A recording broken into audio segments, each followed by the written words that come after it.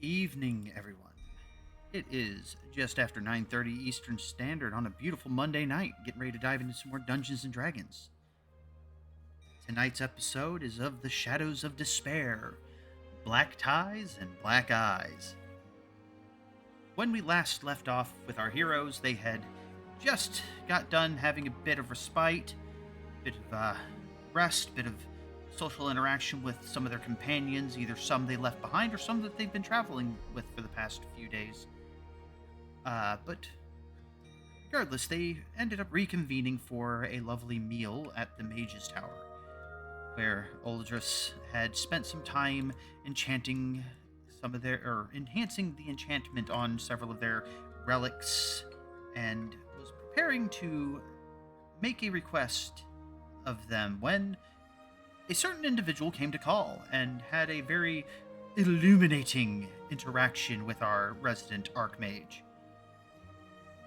After which, the party returned upstairs, had some more conversations, and ended with a very awkward hug between Lucky and Vernon, where Vernon was getting in touch with himself as Lucky took on his appearance, and unfortunately, by casting the spell, triggered his wild magic. And that is where we will be picking up tonight's session. But before we get into that, let me do our ad read for tonight's episode. All right, adventurers, gamers, anime fans, and collectors of extremely cool nerd things. Tonight's episode is brought to you by our wonderful friends over at thegrumpycookies.com. If your current wardrobe is still stuck at level 1, it might be time for an upgrade. And lucky for you, thegrumpycookies.com is packed with nerdy apparel and accessories worthy of a legendary loot drop. We're talking shirts with more personality than a chaotic bard, accessories that sparkle like freshly discovered treasure, and gear perfect for conventions, game nights, anime marathons, or dramatically explaining your favorite lore to unsuspecting friends. So if you're ready to roll for style, level up your look, and proudly show off your fandom, head over to grumpycookies.com and grab something awesome, because every great adventure deserves equally great gear, and trust me, this is a critical hit for your wardrobe. And with that, let's get back into the chat and see what is going to happen with the surge of wild magic. If you're watching this channel, you should not be. Do you know what? I came back at a weird moment. If Vernon was a Disney Channel character, he'd be Hannah Montana. Oh my god. I'm horrifyingly terrified of all of that. So let's. You should see his hair when it grows out. Anyways, so as I said, we left off with a big hug between Lucky and Vernon, or Vernon and Vernon, as it looked like to him. And Lucky, the magic welled up within you, and I need you to roll me a d20. Feel free to do it public. Starting out strong, yes. D20. Wow! Wow! What did I get? What did I get? What'd you get? Lucky, you feel the warped magic of the Feywild surging through you, and let me double check Vernon's stats real quick. Oh. That's not good. No. Definitely not silvery barbs. No, definitely not silvery barbs. Ah, darn. All right, Lucky. Would you potentially cast, if a spell suddenly just occurred to you, would you kind of potentially reflexively cast it on yourself if it was not an offensive spell? Considering the fact that it is literally just forced itself onto my mind, quite possibly. All right, I'm going to say that you were probably down a couple of hit points because of rough and tumble earlier. Before Totar, broke his nose or attempted to break his nose trying to come in and talk to Pepper. And as the wild magic surges within you, roll me a D8 plus your charisma modifier. Oh, I know what it is. Okay, that's interesting. So D8, All right. and my sheet is taking a while to start. Come on. It's a 4. It's a. So if you My con's a 3, so it'd be your 6. charisma. Oh, charisma. So 4, 7. So you would heal up to 7 hit points as you reflexively cast Cure Wounds on yourself. You now know how to cast Cure Wounds permanently. That is That's now beautiful. Nice. a spell on your spell list, and it doesn't count against the number of spells that you can know as a sorcerer. But you cannot trade it out like your sorcerer spells. You now officially, permanently, irrevocably know how to cast Cure Wounds. Beautiful. Considering I can't cast spells until I level. But I'm just saying, like, even then, when you're able to change out spells again, you can't change that one. No, that's fair. Yay! I'm beautiful! If you had rolled a nat 20, you would have gotten the silvery barbs. I put it there because I knew that you probably wouldn't get a nat 20. But I mean, fair, Real fucking close, though. I put the Cure Wounds at 19 because I was like, he probably won't get this either, but I figured you'd have a much higher chance of getting 19 than 20, and I'd rather you get the Cure Wounds than the silvery barbs. Mm-hmm. But I wasn't expecting Silver it. Barbs was the only one on the list that could have potentially caused too much problems. The rest of them I thought were fair. Oh yeah, in all honesty, everything's fair because all silvery barbs is just another reaction of yours to burn. That's just true. It's a reaction in a spell slot. And it doesn't give any better got- benefit to upcast it, so generally speaking, it loses its value after you cast it the 4th time for the day. Mhm. Except I was for kind of hoping dire for Fight ocean. Familiar, I'm not gonna lie. Admittedly, I was kind of hoping for that too for you, and so I put it at 6. Just from my past experience with you, you have a much higher chance of you individually have a much higher chance of landing your D20 somewhere between 4 and 8. Yeah. So I The put a bunch of cost spells that I was hoping that you might get in the 4 to 8, and then I just threw everything else around randomly other than the 2 that I put at 19 and 20. Well, fate has decided. I am now in the echelon of healer. Yeah, So now, you're a healer now. great, Hey. great. Totar, you are the only person not bringing healing to the party. Hey, no, that's wrong.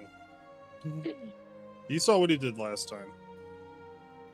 Oh yeah, he has He- potions, but I'm Yeah. talking about he's not Wait. bringing magic healing to the party. Wait, Valor can heal? Yes. No. Oh, wait, can he? Ah, Yeah, he Yeah. can. Ah. I mean, he has to, borrow power. It's some of his borrowed power. Each of his weapons He's- borrows powers from his fallen comrades, and one of them was the healer. Ah. He can definitely Right. heal physically, but he's still working on emotionally. Valid, but I think There's that's the no whole spell for party. that. I only got one spell and it works out great. Cast iron. Oh yeah. I mean, technically, you don't have to actually heal if the enemy's already dead, so... I mean, that is also True. valid. That is very well, yes. Okay, so as the embrace goes on, and Lucky, you feel better. Above game, I cannot remember where the conversation was leading. If anybody wants to take the lead here, as Uldris is just kind of staring in polite confusion and mild amusement. Do any of us notice what could have potentially happened with Lucky and the healing thing? You know what? Yeah, anyone and everyone can roll perception. Ebony, if you could roll for Pepper with advantage. Okay. Oh, Pepper with advantage. I'm gonna do hers first. Yeah, she knows where she hit me. Yep. I asked that question fully intending Vernon to literally not roll. That was Pepper's, and then I'll do Ebony. So he's like, what? Damn, Sal. Mm-hmm. This is not an advantage. Totar, would Totar care enough to pay that much attention to look for signs of what the magic might have been doing? No, I don't think Totar would. He just kind of stare at the cat weirdly. He has it, he touches himself inappropriately, and Oh What? my god. Himself inappropriately.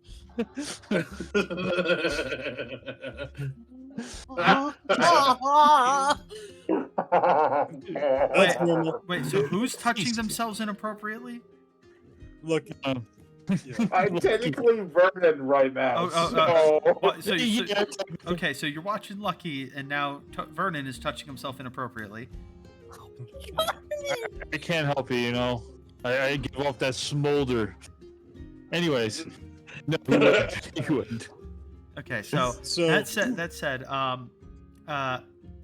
because it was relatively mild stuff, Ebony, you don't notice it. Pepper notices it keenly, with an eyebrow raised, as basically very subtle things, like there's like a little bit of like an indent in one of his ears that is in the shape of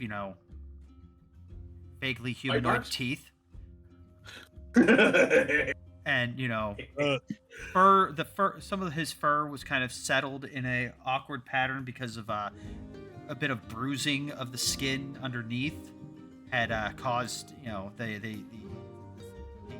the flesh under the skin muscles were kind of tight, which caused the fur to just kind of lay wrong. But then when the magic happened, the fur just starts to lay correctly. Like, it's very I don't subtle have fur. things. You do have fur. I'm Vernon. Oh, he's you're Vernon. right. You're Vernon. Vernon. Well, I look like Vernon right now. okay, then never He's- mind. he's Nobody would have Vernon. noticed anything Oh, because you look like Vernon. But I will keep those for whenever you drop it and you return to normal.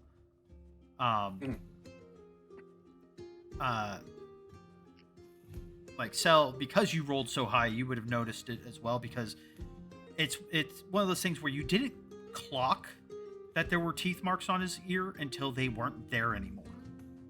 My god. Bird. What the fuck? And What? So, So you're currently looking at yourself, Vernon, as Yeah, I am we're- going to be mimicking his every movement. Vernon To fuck with immediately. No, Vernon immediately grabs both of your shoulders. You can try and resist if you want, Now kiss? but he's No. moving you around like he's looking in a mirror. but like a 3D Like, mirror that you "Ooh." can look at different angles.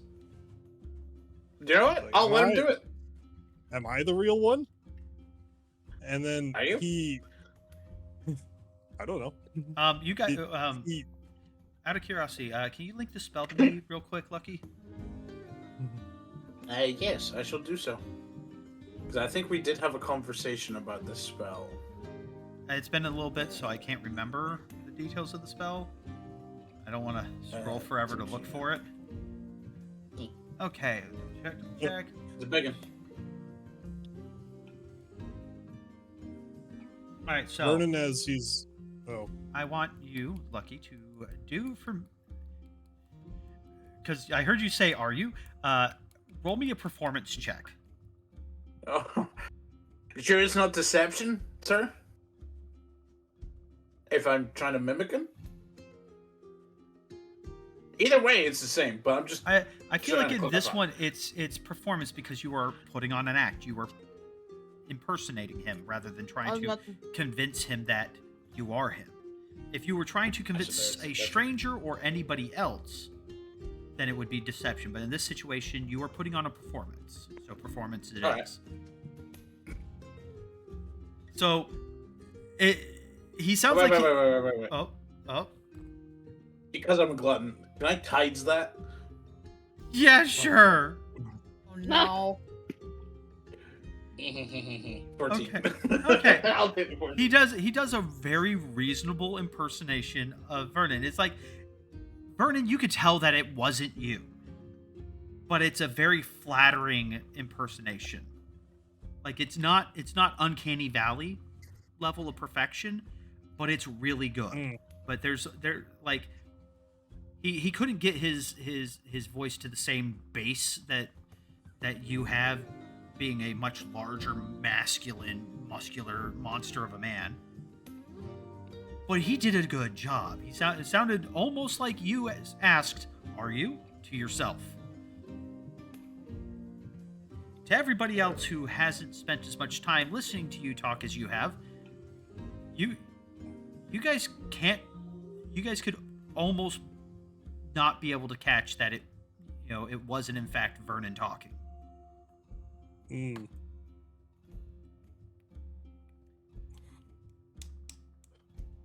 Vernon kind of like moves his shoulders around a bit more, aka his shoulders that are on, or his hands that are on Lucky's shoulders. He's moving Lucky around, and Gonna get weird fast. and then he's just kind of like looking around. It's like, I should look in a mirror more often. When is the last time I cleaned myself? To which, Excellent question. Old just goes, "Well, seeing as you guys are my guests, I can arrange a stay at the bathhouse. And in all who desire a bit of R&R after the arduous tasks you have been set upon."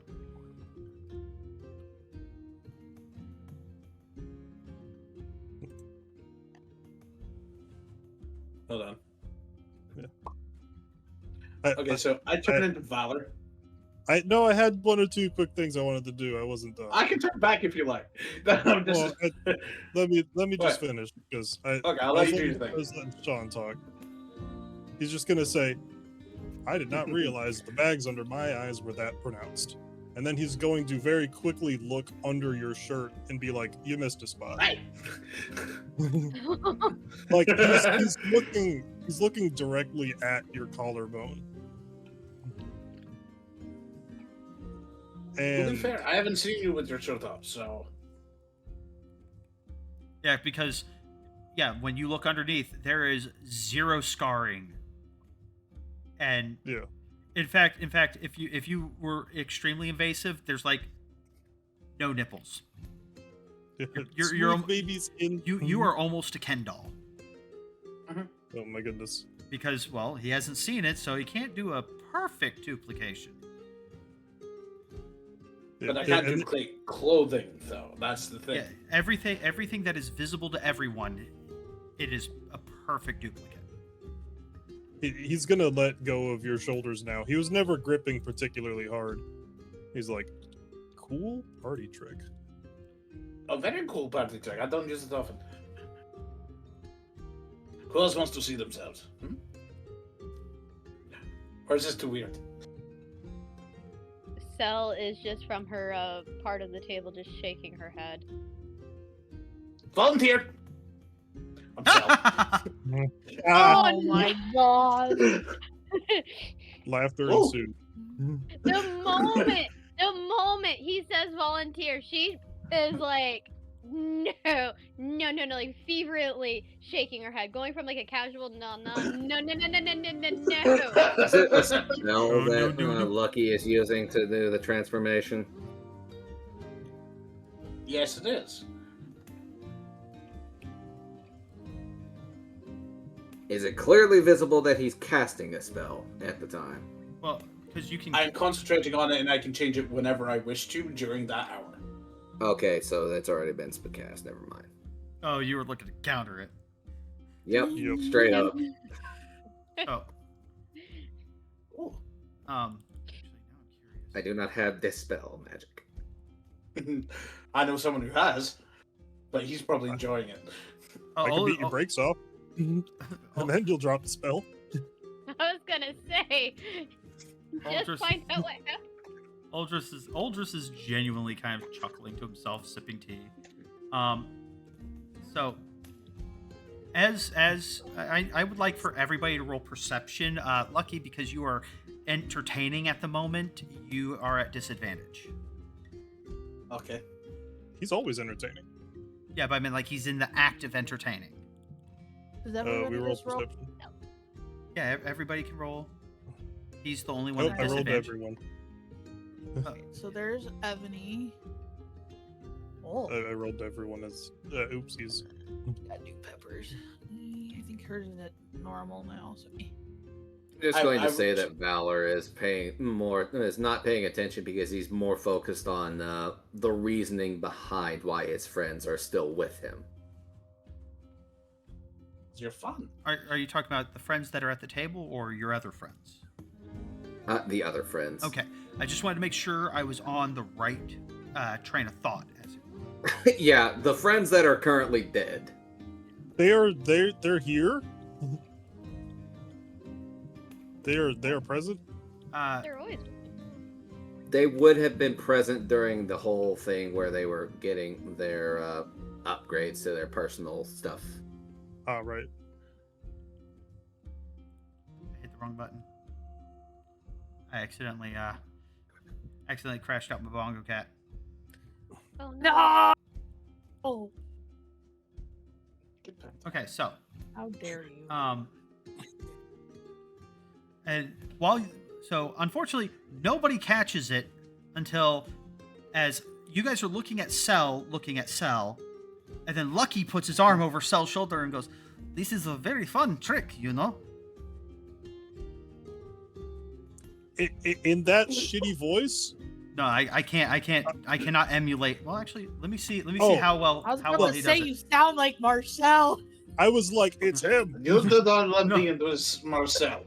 No. Okay. Yeah.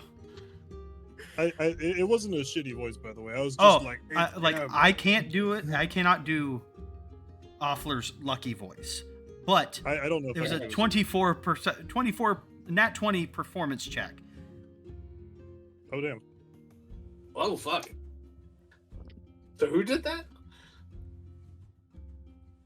You look around the room, and it seems like almost everybody's still here. I mean, Uldris is sitting there. The only person you don't take stock of, well, with your, like, where's Cal at? The fuck? Oh.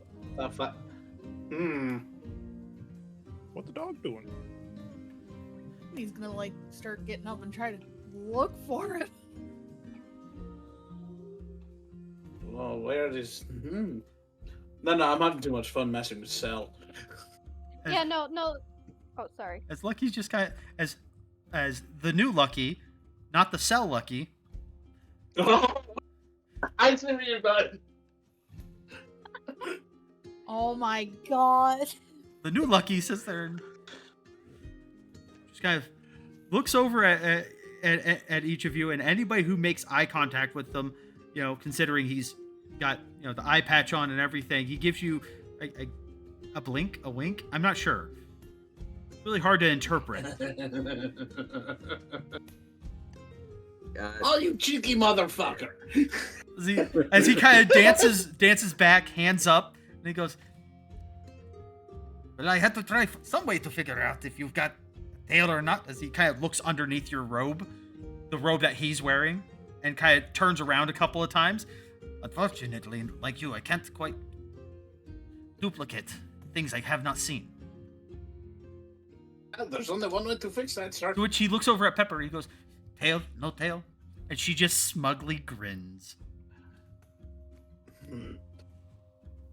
Now, her, I can turn into.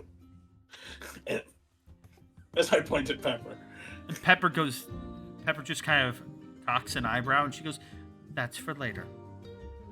Oh my Of course. Jesus Definitely for Christ. later. All of this time, Lucky's voice is coming out of Cell.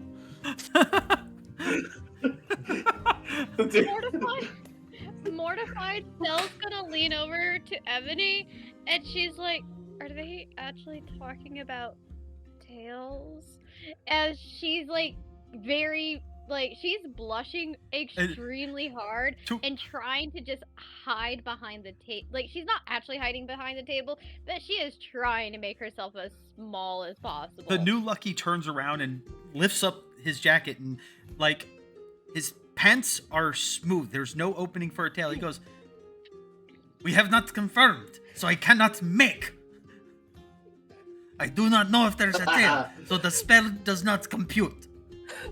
Just trying her hardest not to laugh, realizing that quote unquote Lucky is Cal, and trying to explain this to Cell, and then she just puts a hand on Cell's shoulder, looks at her straight in the eye. I think it's an actual tail, not a front tail. To which Sal. New Lucky walks over to Vernon and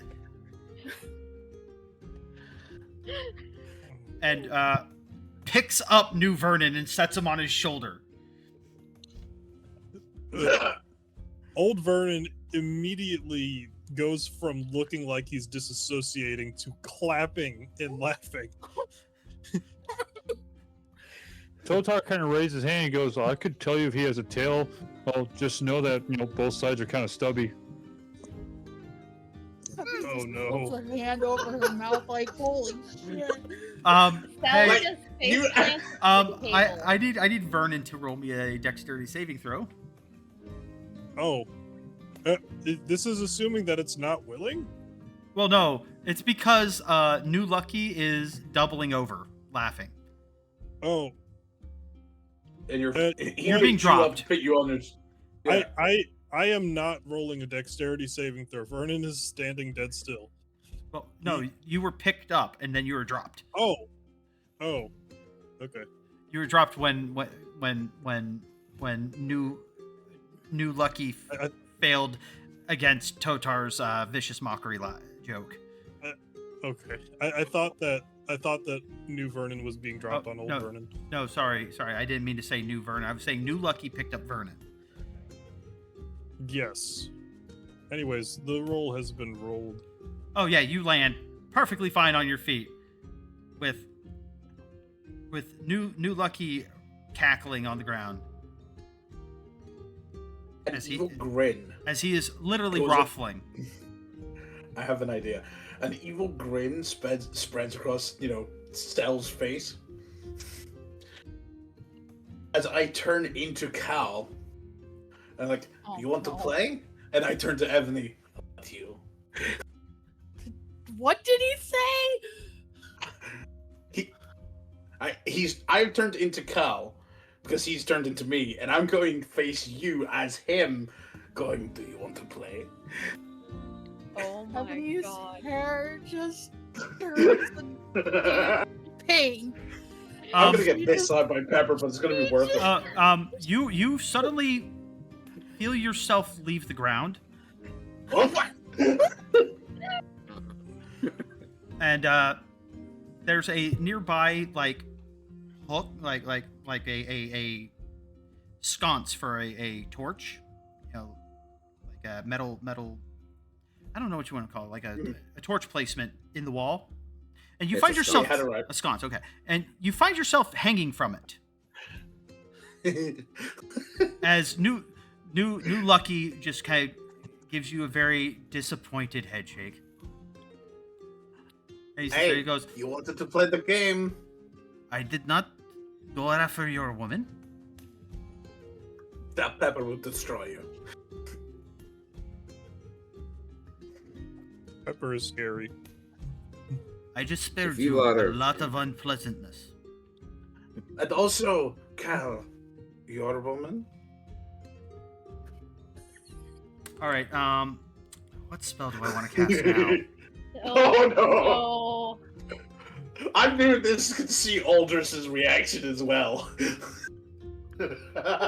So as under the table. As you say your, Cal is now standing before you, and nobody else hears anything afterwards. You say your in silence. And Cal walks away from you. I'm just clapping my hands, laughing my ass off in the silent bubble. And no one hears any of that. You guys just hear him start clapping and cackling as Cal comes to you guys and sits down and goes, well, that was entertaining. As he is now I, the table. he didn't say your woman. All he said was your, and then nothing else. Doesn't matter. It's what Lucky did. And where is? I didn't even. Oh, Cell has like a Ca- hand on Ebony's shoulder. Cal is cool as a cucumber with a nat 20 wisdom save. He is not blushing furiously. The ring, on the other hand. Oh yeah. Yeah, both rings are screaming with embarrassment. Yeah, I'm gonna try and get myself off the sconce, please. Would you accept help? Well, yeah. I can't say no. As you start moving towards him, Cal goes, let him hang for a little bit. Yes, sir. I'm trying to make a face act at Cal as Cal. Cal doesn't see it because his back is to you. Yeah, no. Everyone else does. Vernon is kind of like pointing at the two cows just to himself a bit and like looking between the two.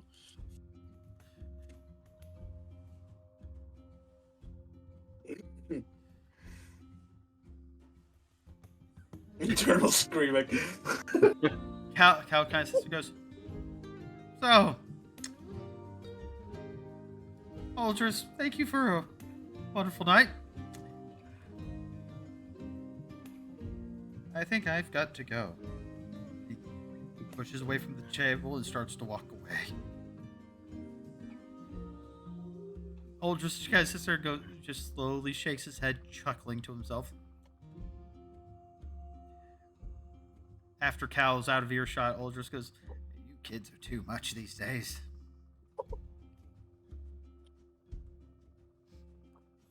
At this point, Valor's just gonna wordlessly push away from the table and make his way back to the inn room that he's been staying in.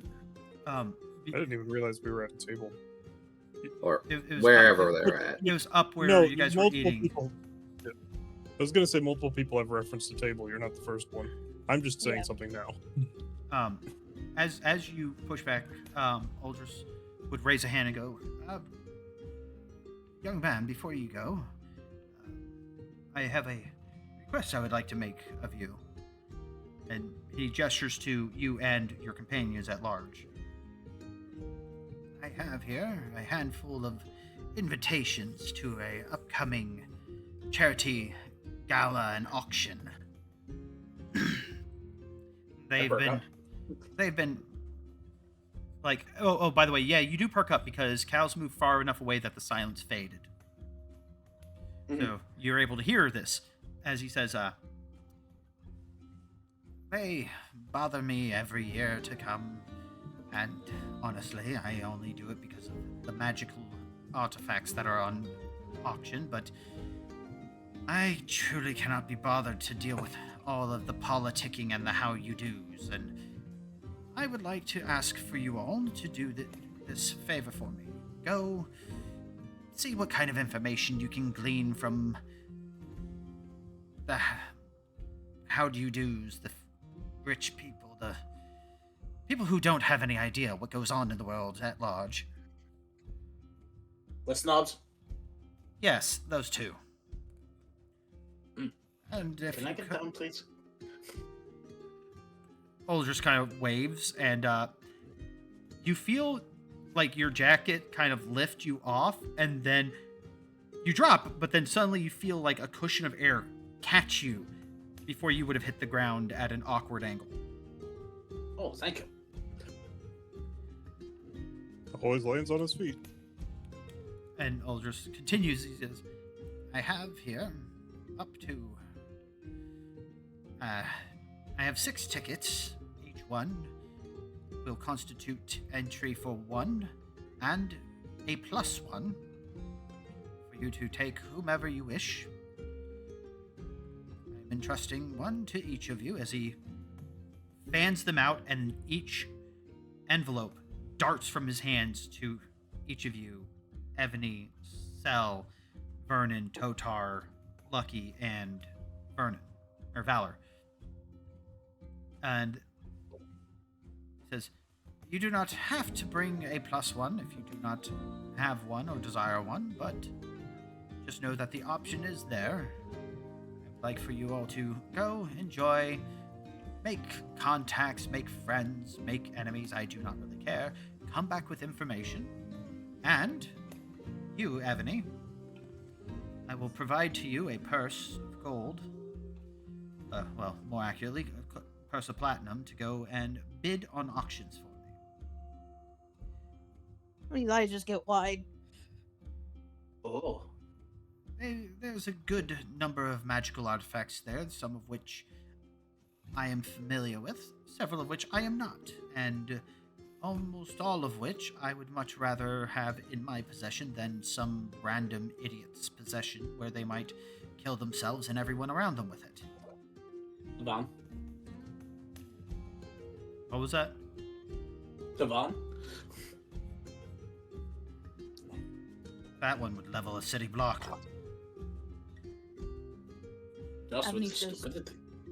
Ebony just goes bleh under the table. Forget that she's not. He's still under the table. Tavon, are we going to have to outbid him? Perhaps on some of the things, but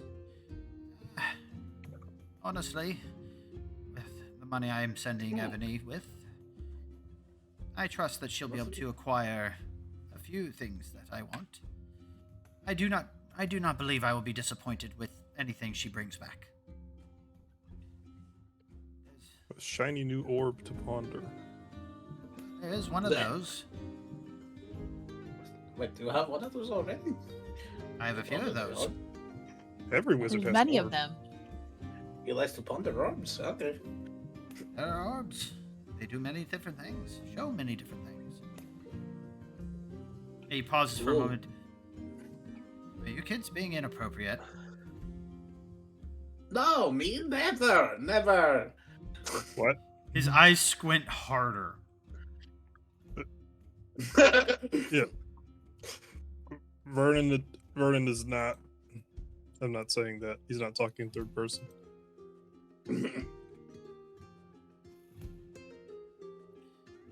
But that does build something. I do want to ask you a question about that actually later on. He still got his eyes narrowed as he looks at you. He goes, and then slowly kind of leans back in his seat, takes a sip of his tea as he goes, just know that my services always come at a price. Oh, I know that. As I stare back at him as himself. His character sheet. Oh God. Ebony's slowly crawling out from under the table. Why is she under the table? She's Embarrassment. embarrassed.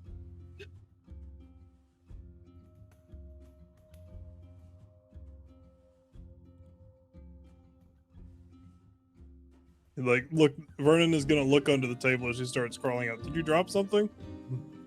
You can say that. Aldrich just kind of. I did say that. Aldrich slowly shakes his head. Just shakes his head. He goes, anyways, you do this task for me. I will try to see what I can find as your payment for doing this service.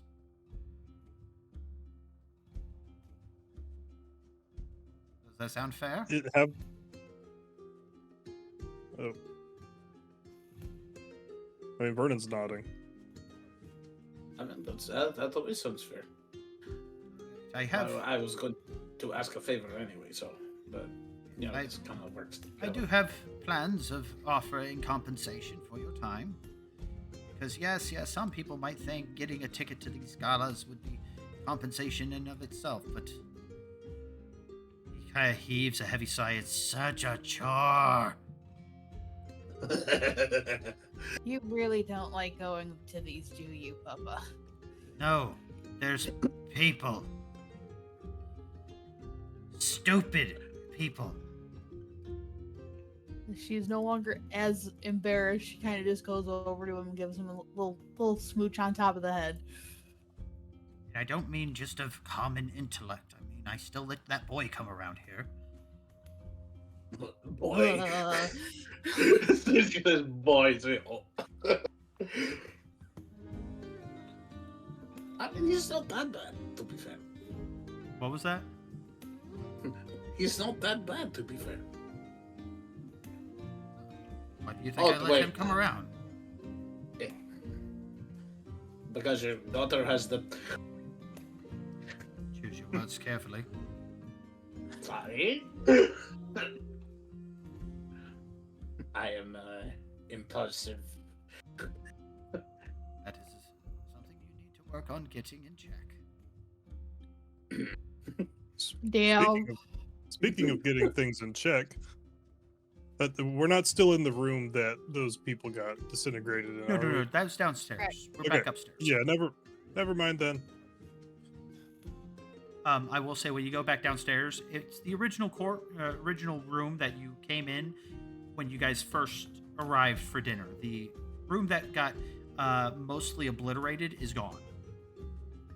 Oh. And when you inevitably look around really confused, Aldris will inform you, I have about 5 different entry halls that I use at any given time. That was just the one that was least furnished. I mean, that is pretty smart.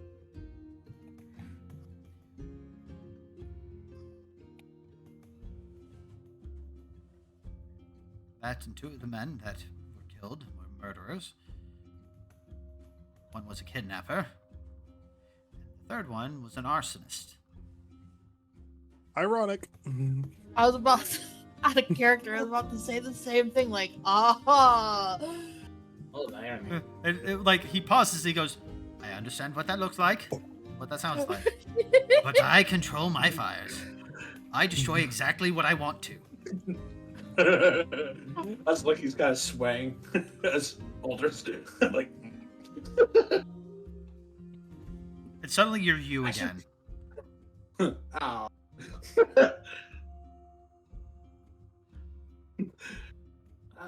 Yeah.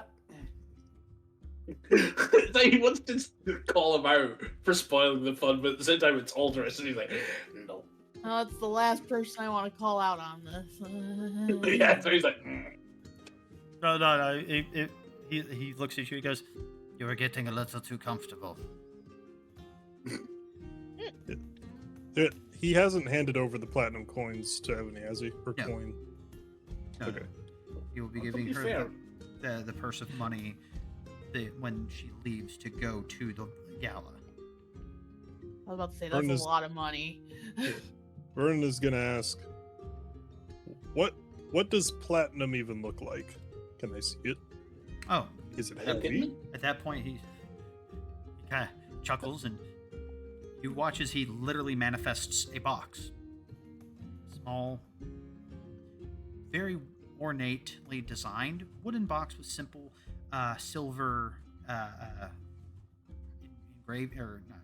edgings and etchings and decorations all on it, and opens it up and you see there's rows of coinage, and there's only 2 colored coins in there. It's all platinum and gold pieces, but perfectly neatly organized, not stacked in there haphazardly, like almost like a suitcase full of poker chips. Just all these bright silver colored coins and these gold colored coins. He pulls out one of the platinum pieces, which at a dismissive side glance could be confused for silver coins, but when you double check, the coloration is more white than silver, and it's got a completely different design on it. Mm. It's more intricate, the stamping in it.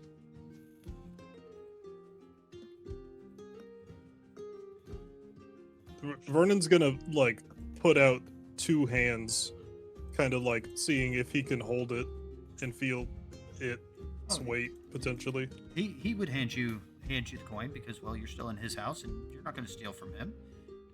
No. He knows you're not that stupid. No. He's gonna look the coin up and down and just examine it because he's never seen anything quite like it before. And then he's gonna hand it back.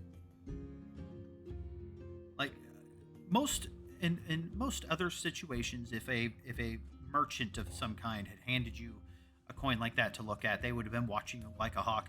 The moment he handed it to you, he basically kind of disregarded that you were holding something that valuable. You know, more engaging in what everybody else was doing in the moment, just kind of looking between the occupants of the room until you made the motion to return the coin. He definitely doesn't have the sleight of hand to do anything silly.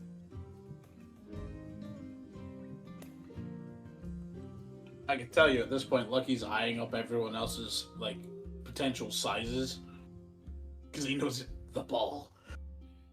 To which he sits there, he goes, and on the subject of the gala, I know that you have a way with thread. Yes, sir. Assuming that nobody has their own tailors, if you size them, find the materials, as long as it is for attire for this gala, go to any of the vendors in the city, and you can put it on my tab. Are you sure? You're going to the fanciest ball in the fanciest city on the fucking continent. My daughter is one of you. You are going looking phenomenal. And then he looks to have ideas. He looks to you, he goes, but just as a note, don't bother trying to make glamored armors. Don't try to find ways to pocket weapons into there. You will be kicked out before you even make it past the front gate. That's not fun. I was born What armed. if something attacks? You know. If somebody has the audacity to attack the gala, or anyone in the gala, they will definitely find it very interesting the speed at which they will meet their gods. Okay, if you're 100% sure about, because I've read some books where the gala always gets hit by something. Yes, but if it does happen, you guys will not be the targets. And okay. And if somebody has the balls, well, Or the orbs. come, follow me. And he starts heading up the stairs. Before Cell would like follow Uldris, she gives Ebony this longing, fleeting glance of, do we have to wear dresses? Ebony doesn't even say a word back, and she just kind of gives that look of like, yeah.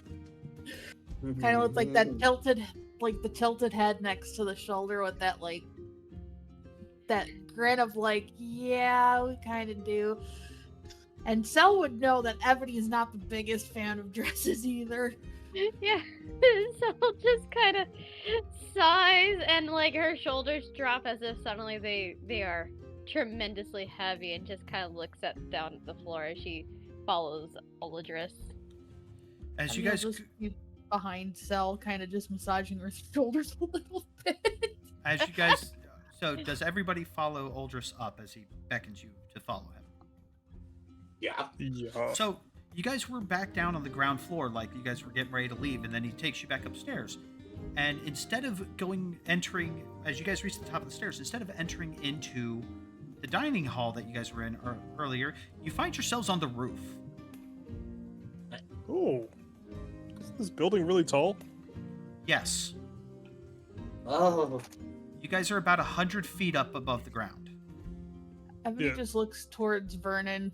Sometimes you don't want to ask too many questions. And Uldris points Yeah, in a direction while you guys are sitting there marveling. He goes, that building there, and there's this large, it looks almost like a fortress. That is where the gala shall be. I can be there. He kind of squints at it. About 12 seconds. 6 if I'm really pissed off. So, and he looks to you, Lucky. If you were some sinister ne'er-do-well, would you attack someplace where the god of fire could be there in 6 to 12 seconds? Would you be that stupid? if they are near the well, chances are they are that stupid. Well, you saw what I can do. You saw that I can Oh, damn. protect those I wish to protect. Are you still scared? Well, I'm not scared, sir. Can we get a whistle? We can't always.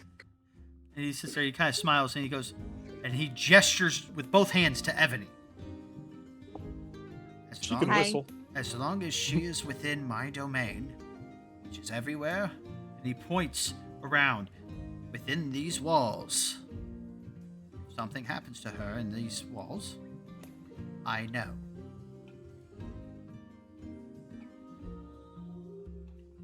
Ebony just gives this shy little wave. She doesn't say anything, but hi. That's me. So, All right, fine. if she feels Fine. threatened, all she needs to do is call for my help, and I am there. Okay, fine. No, trying to be sneaky with armors and stuff. But that is still a good idea, and I think I will use it later for adventurer glamours. That is definitely not a bad idea, as he gestures to his robes, and which are currently very, very, very homey, very humble, very comfy, cozy robes. And you watch as they shimmer and they change, and they are suddenly the very, very overly ornate, dramatic Archmage's robes. Whoa. With all of the different runes and symbols and equations, moons, stars, it looks, even to the most arcane, deficient eyes, it reeks of magic. To those of you of the arcane, i.e. Lucky and Ebony, it's almost blindingly bright. And that's before casting Detect Magic. God, I can taste that. Yes, and that is when I turn off the glamour, and then he snaps his fingers, and now he's back in his nice, comfy bedrobes, which is the only thing you've ever seen him in. Homie looks comfy 24/7. Man, Huh? that's the life. It's a Listen, fucking archmage. No one's gonna fucking give him stress. listen. When you are the best at what you do, you get to dress however the fuck you want.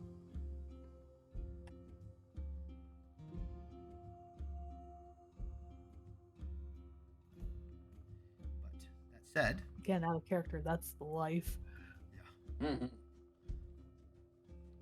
I do have a few ideas, but I do want to talk to people about their angels you have for plenty. Of, dresses and suits. you have plenty of time. The gala will be held in a month's time. Oh. And Oh, that is more than plenty. well, it's mostly because they still need time to amass their treasure hoard for the auction. Papa, who is holding the gala this year? Is it still who I think it is? Yes, Lords Delaron and Carrick are the ones spearheading it. Son of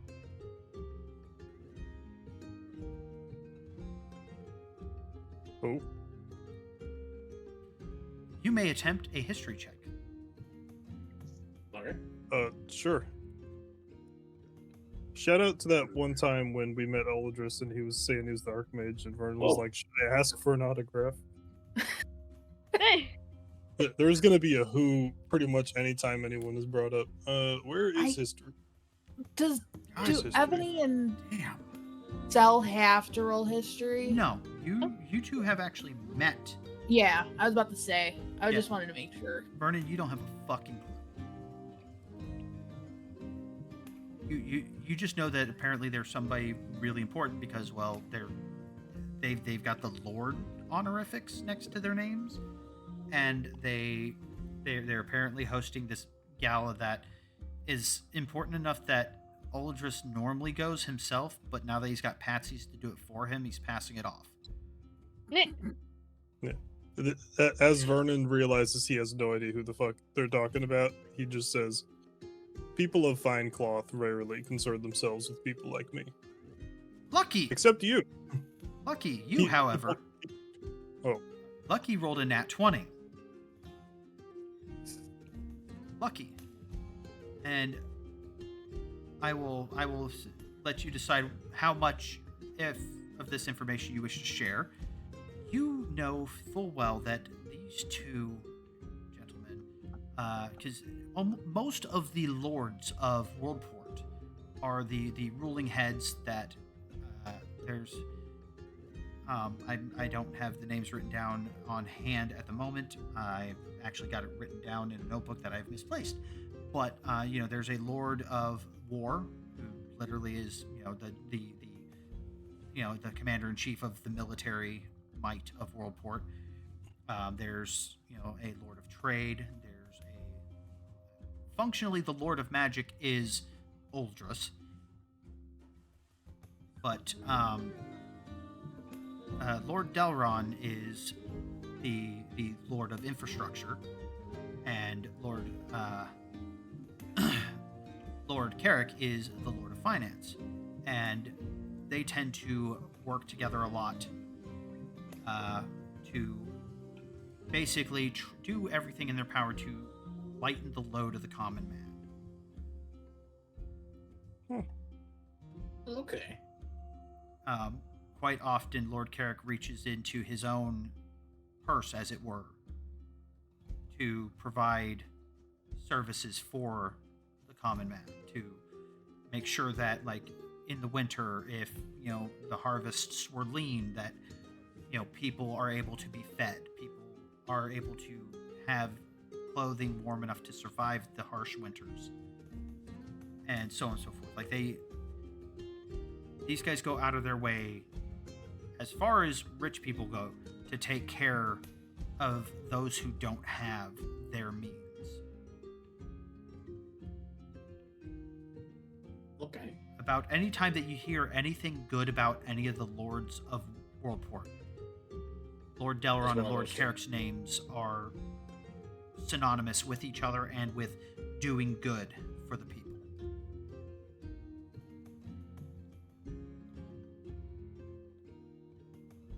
So, hold up. Lord Delron? Carrick? Really? They're holding this thing?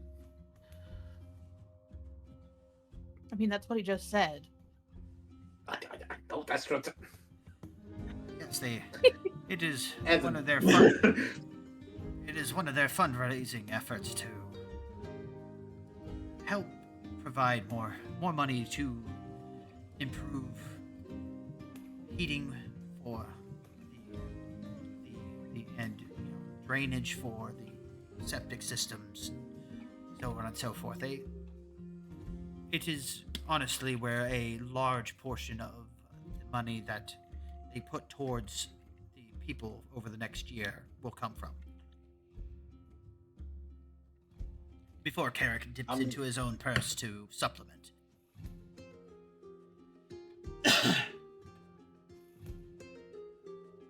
They don't sound so bad. As far as the rich people go, that I like them. No, I Actually, quite like them personable. too. I mean, me and Cell did run into them a little while back.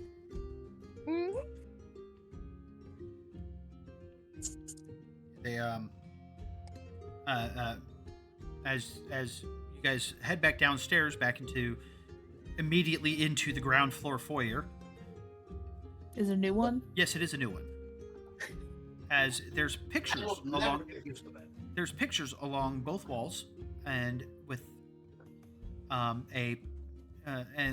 when you guys reach the bottom of the stairs, if you look immediately back on the opposite wall from the front door, you would see a painting of Uldris and a painting of Evany. Oh, that's a nice picture.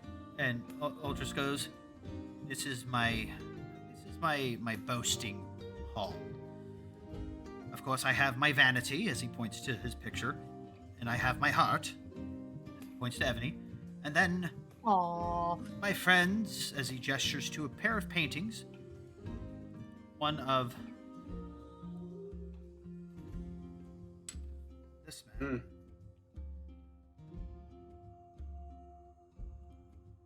And one of... Why are you so big? That's so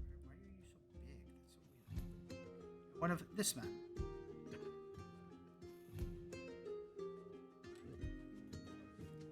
And then you see several other paintings of people that I will say, lucky with keeping with that Nat 20 history check, you would recognize as various lords of Worldport and the surrounding kingdom or pseudo kingdoms, the baronies around Worldport, and even some of the larger towns outside of Worldport, their leaders.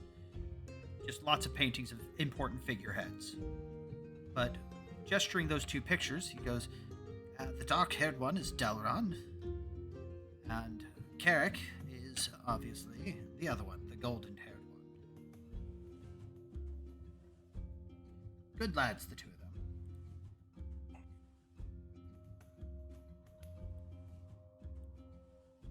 Question. The picture of Uldris, is that him in his prime, or is that him now? That is him now. Right. Just I also have another question that's totally actually like real quick on that subject, Lucky, because I'm assuming that you're like scrutinizing it. Yeah. What do I want you to roll for this? Look at your sheet. Uldris is always in his prime. No, I just want to know, just for various reasons. Roll me an investigation. He did say it was his pride, or was it his ego? Vanity. Vanity, that one. Yeah. That's not a vanity, that's a painting. You don't notice anything in particular. It's not fancy, that's Also, how old is Evany and hers? It's fairly recent, like within the last couple of years. Oh, okay. So, like there's to the keen eye, like Sel could tell just because she's known you long enough, that you were actually no, you were probably like just barely into your 20s when that painting was made. Oh, okay. So you were considerably younger, but you're still young enough that it's not readily noticeable that oh yeah she's just a baby here. No. Look, I had to make sure. You know how some parents are. Yeah. We'll have like the children that are like 15 and they're like 40 years old on their refrigerators. I don't think ask Uldris if he has baby pictures. Yes.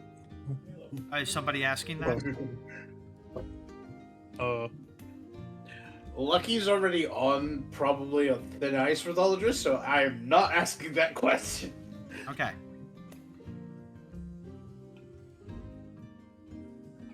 Does anybody else ask?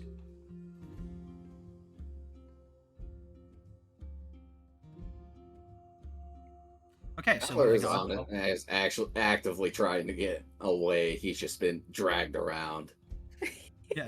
Well, at that point, Uldris goes, "I do believe there's not much information that I can provide that I have not already done. So, it is going on late as shit. Some of you have otherwheres you wish to rest. Those of you who do not, I will provide rooms upstairs again for you. Regardless, should you find yourselves hungry in the morning and not wishing to eat at the tavern, breakfast will be whenever you get here. And with that, good night. And he turns around and starts toddling up the stairs.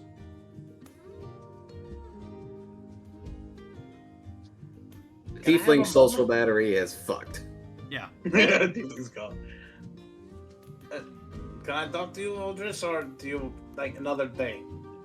How mean, long do you need, young one? 5 minutes. All right, come That's on. all I want. as I follow him up the stairs. You enter in. As you follow him up the stairs. It's the foyer, or not foyer, the round room where all the rooms, the sleeping chambers were. You can see the one that had been assigned to you before, and as you enter into the main foyer, the room opens, and you recognize that door opens, and you realize, oh, it's offering for you to be able to stay in there if you wish. But Aldris heads over to another door that he knocks on it real quick, just a quick little rat-a-tat-tat rap, and it opens up, and you see a small office. Books, scrolls, lots of arcana everywhere. Come, step in. Oh. Yes, sorry.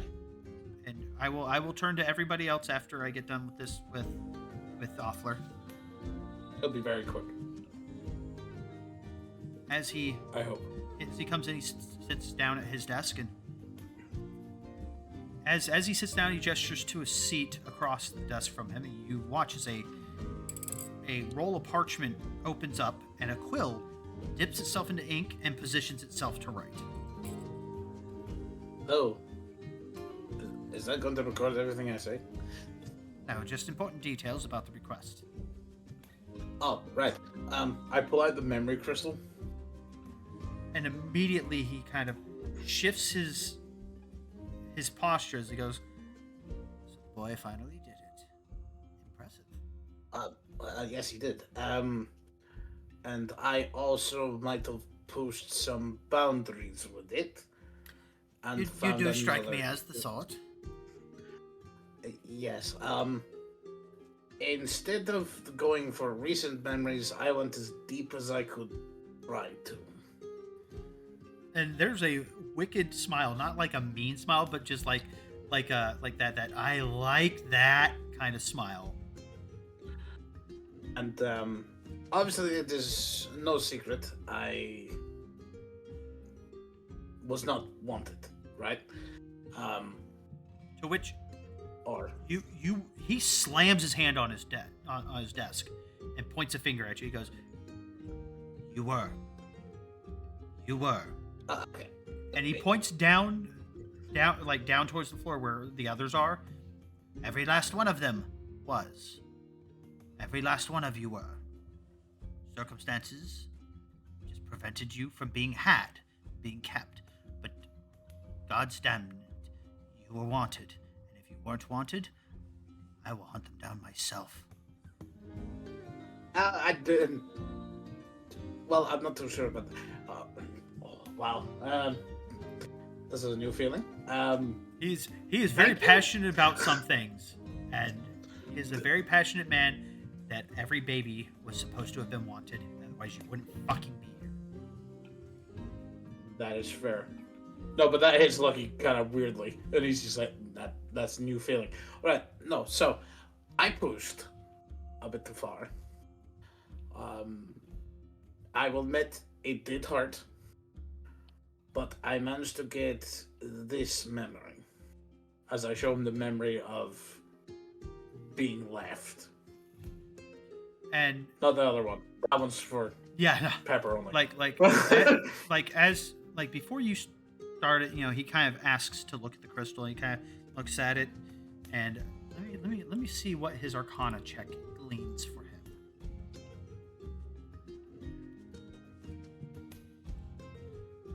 That's a 29. Yeah. He looks at it. He goes, "Oh, so that's how it works. Okay. Here. he sits there. He goes, "Allow me to hold on to it, but you select the memory you want me to see. Reach out and you start it, and once you start it, he's able to start he's able to pause it and run it back a little bit and stuff. And as he starts, oh yes, see, and then he's going to teach you how to be able to run different parts back and pause scenes to look at them better.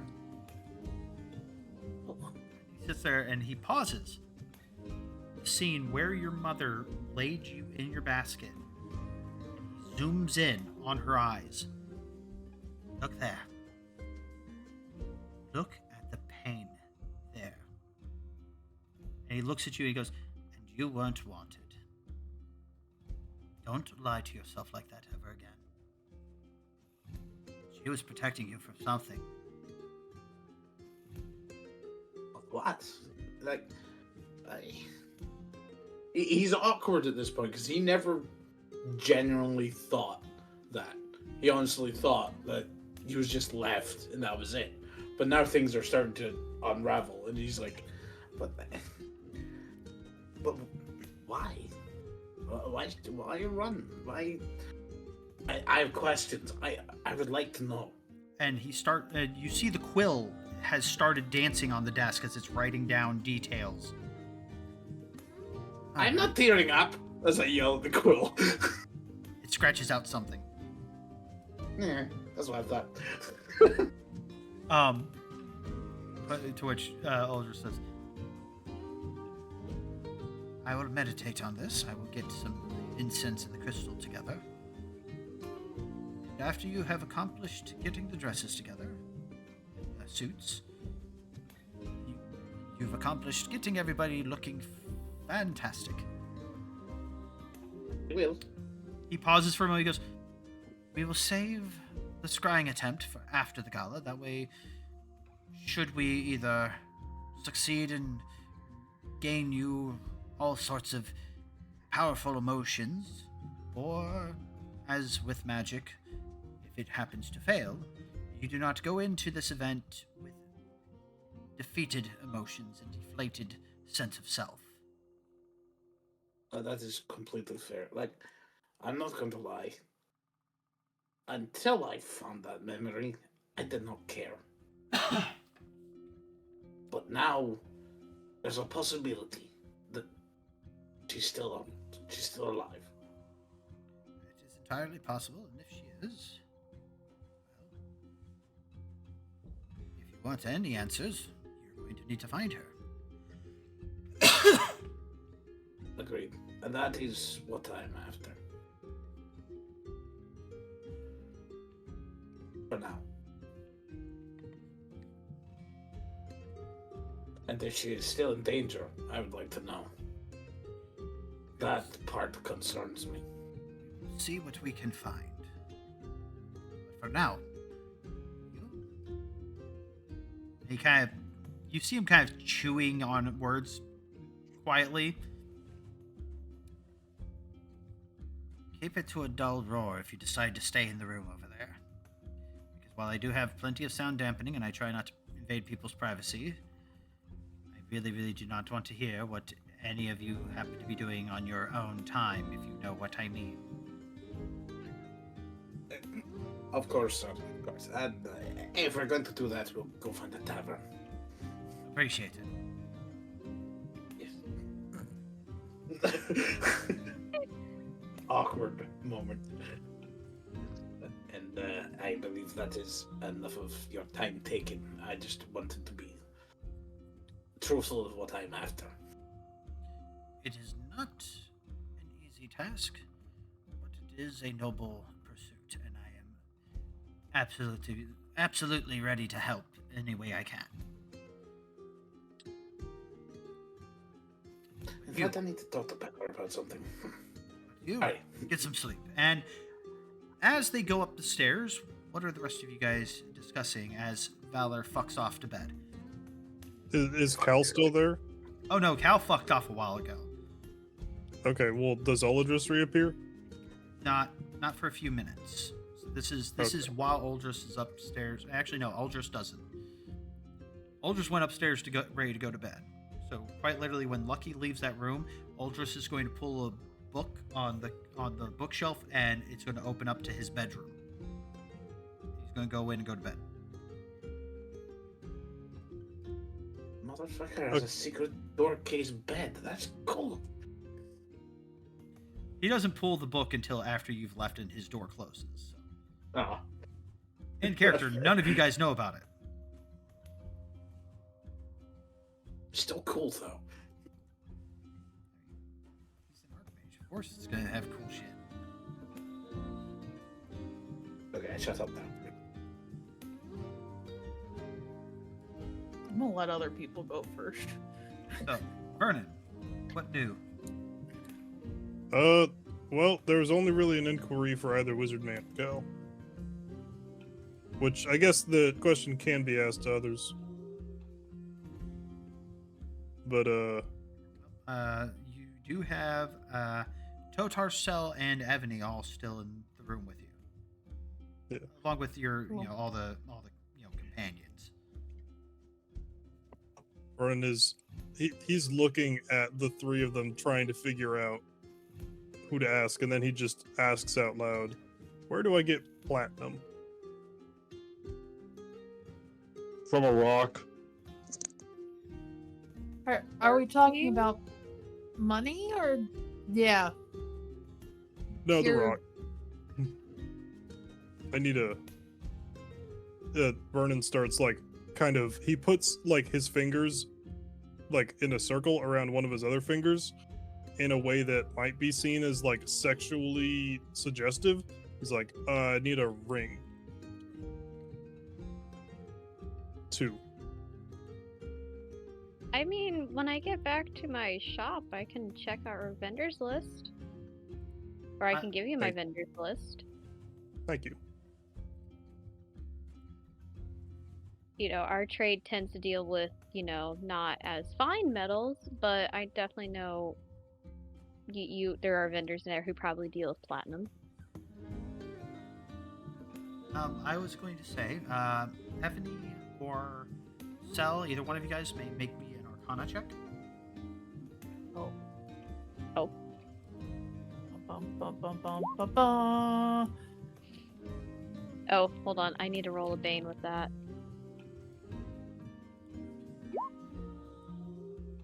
Oh, LOL. Oh, yeah. I'm going to say that you both would be able to glean with those checks because of your knowledge of magic and the application of magic. Vernon, do you specify a single ring or a pair of rings? I said 2 rings. Okay. At first I said 1, and then I was like, wait, no, 2. So, you guys would both realize that he's talking about the spell component for the spell Warding Bond.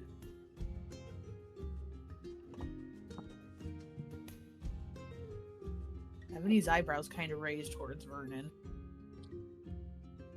As he looks up at Ebony, and he's still kind of doing the finger thing, and he's like, I'm not getting married.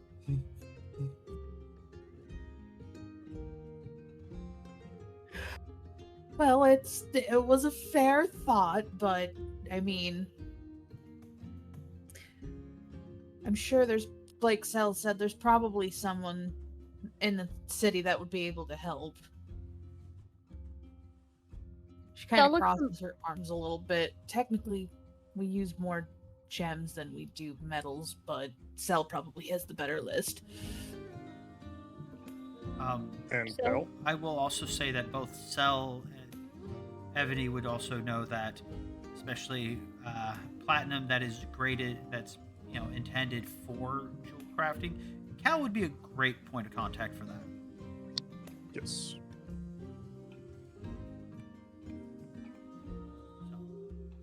Which I feel is probably the primary reason he was going to try to ask him. Yep. As you guys finish the leg of conversation, Lucky comes scampering down the stairs. As I come down the stairs, I would be holding the memory crystal and holding the image on his mother. and he's thinking hard to himself as he's coming down the stairs.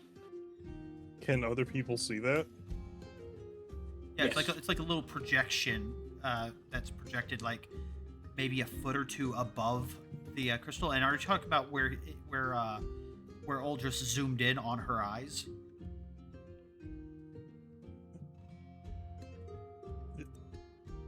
Vernon gets ready to say something stupid, Well, no, but in sorry. Lucky, are you saying that you've got it like stopped on where it was zoomed in on her eyes? I've got it stopped on her face. Maybe not just zoomed into her eyes, but just on her face. Okay.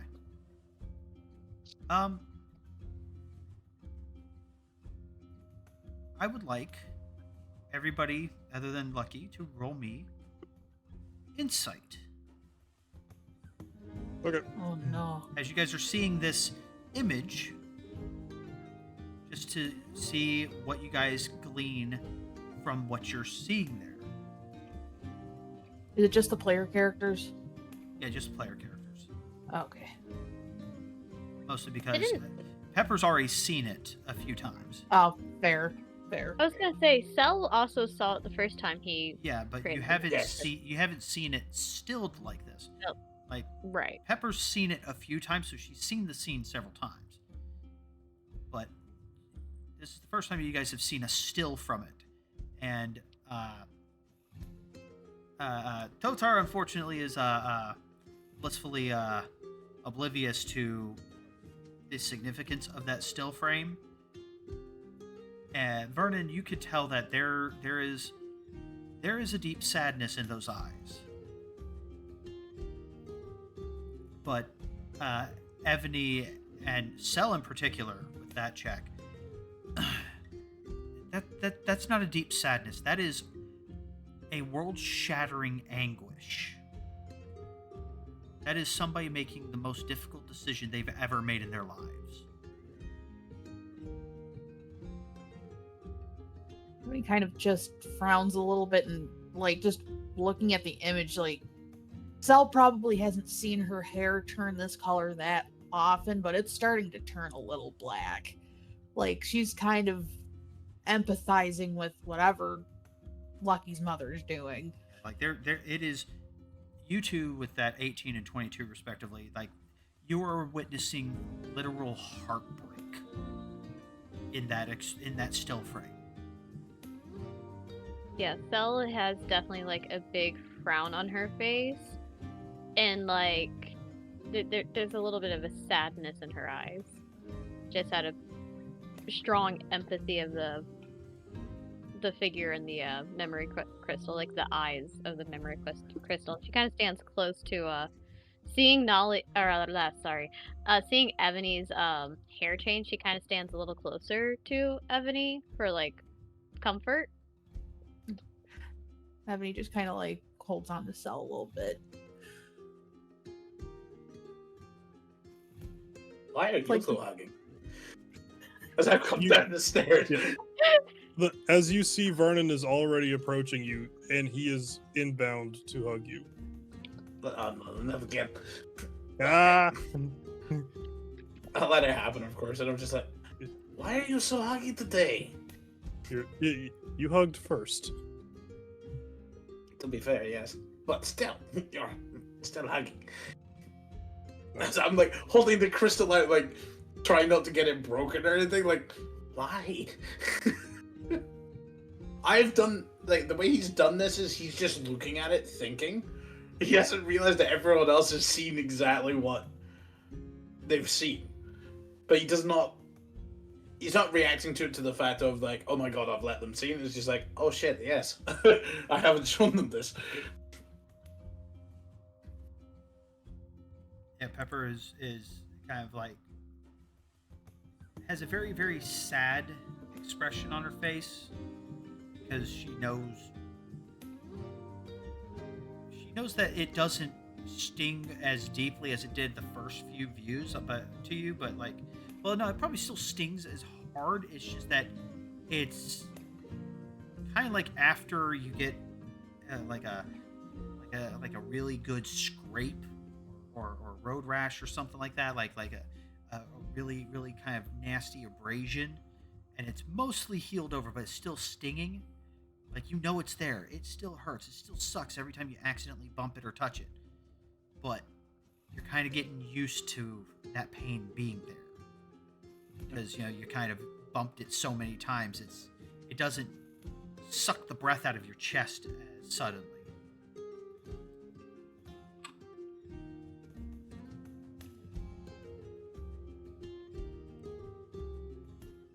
So I'm just like standing there, Vernon hugging me. I'm just like, are you gonna do this all day?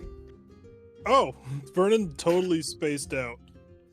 And No, I don't mind hugs. Hugs are free, but there's encroaching on territory you do not want to go to. You are territorial. Get jealous. Noted. No, Pepper is territorial. Pepper scares me. She should. Yeah. She makes little Are claw you safe? motions. She makes little claw motions with her hands and goes, "Rawr." Oh, And no, she's still, like 5 foot tall. Oh, that spell lasts for a while. She just kind of points So to she's- the ring on her hand. She's larger right now. Oh yeah, she's been the same height that she's been since you. Oh no, you weren't the one that walked in on them. Yeah, was the entire time that she's been here, in the Mage Tower, she's been about 5 foot tall, like about 5.5 foot tall. She is just a teeny bit shorter than Lucky.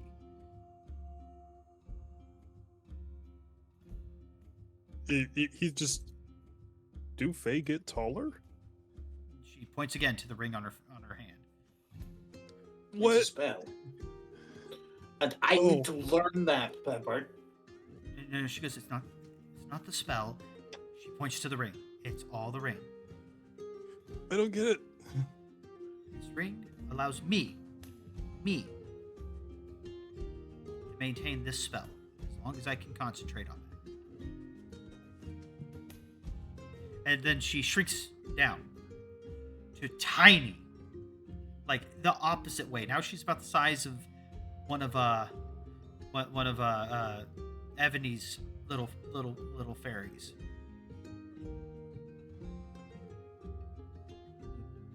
And then she pops back to being, 5.5 feet tall. She goes, Yeah, as long as- frightening. As long as I maintain concentration, I can do this.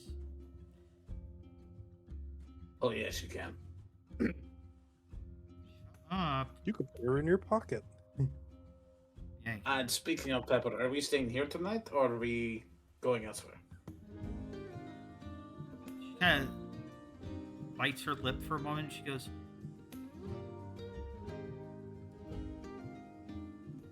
I think we should just turn in. I think we should just sleep. Oh, good.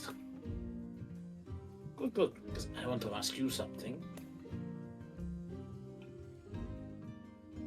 If she I want drinks, to you ask you could a have couple of pocket. things. Oh, sorry. No, go on. If she drinks, you could have a pocket full of pickled peppers. Oh my god. That's beautiful.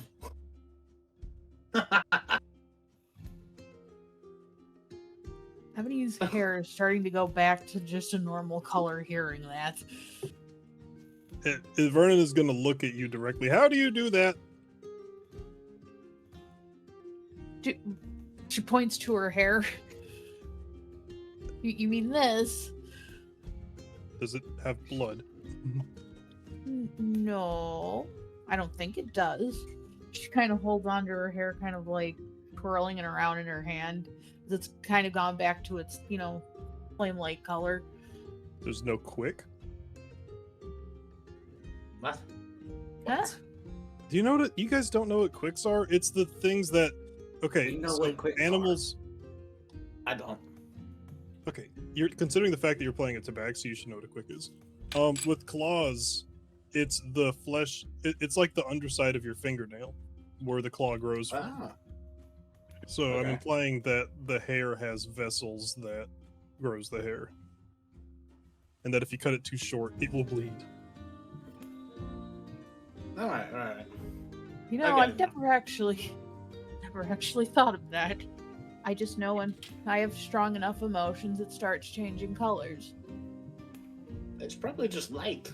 Well, she is fire-based, so it could just be different light spectrum. Like when she mentions that, like when she starts feeling certain emotions, her hair changes colors, and Pepper starts whispering Cal's abs, Oh my god. Cal's shoulders, Just Cal's like- back muscles. Yeah, we build Cal. And then he just starts holding a hand in front of her face as her hair starts going a bright pink. She goes, Oh, to which my Pepper poor girl. gestures dramatically. She goes, see? Strong emotions is a cool cause phrase. color change. Sel just puts this reassuring hand on Ebony's shoulder. Pepper puts a hand on the other shoulder. She goes, I did it with love. I'm sorry. It was a cheap shot. I am a little very bit. cheap shot. I am sorry. If it was anyone else, I wouldn't be. Except for maybe you.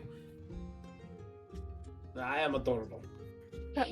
Ebony's hand kind of comes down her face as she's kind of just holding her hand. Like, you know when you bring it down your face and then your like lower eyelids kind of come down a little bit? That's what she looks like right now. Doing the drag. Doing the face drag. Yep. Well, you really do have it down bad for him. Pepper's not helping. I don't. I help plenty. What are you talking about? You just make things worse. She says that very teasingly, though. Well, how do you think things get better? They always gotta get worse before they get better. She's not wrong. You must know that from experience, don't you, Pepper? Shut up. Talk about cheap shots over there. Shots fired. Are you and Cal a thing? Oh my god, Sel Vernon! looks over at Verna and she's like, you didn't know? Who's not canoodling? Ebony's hair goes Obviously even you. darker pink. Yeah. Totar raises a hand, and I'm not in mating season yet. To which Pepper points to the both of you and goes, that's it. I ship it. What does this I have to do should with do. kids? I think they're good for each other. She just is looking at Totar like with the mating comment again, and she kind of just goes over to Sel as she kind of just hugs her from the back and's like, "Please save me." Sel just has like this disgusted face when Totar calls it mating season, but after a moment of thinking about it, she just shrugs. I guess, but I'm not interested. Not remotely interested. Oh, really? Pepper looks at Stay you away as from well. What do you mean by that? I'm not. I'm busy. I'm traveling. I'm with you Oh, God. guys for Like Pepper like just gestures to her left arm and just stares at you intently, wiggling her eyebrows. Wait. You said Suga, Lucky? I said it. The moment she says Suga, she's like, no, of course not. He's my boss. And she stops for a moment. Yeah, no, he's my boss. Of course not. Yeah, we just happen to spend a lot of time together. We have notes. He gave me those the really cool rune stones. We work a lot together.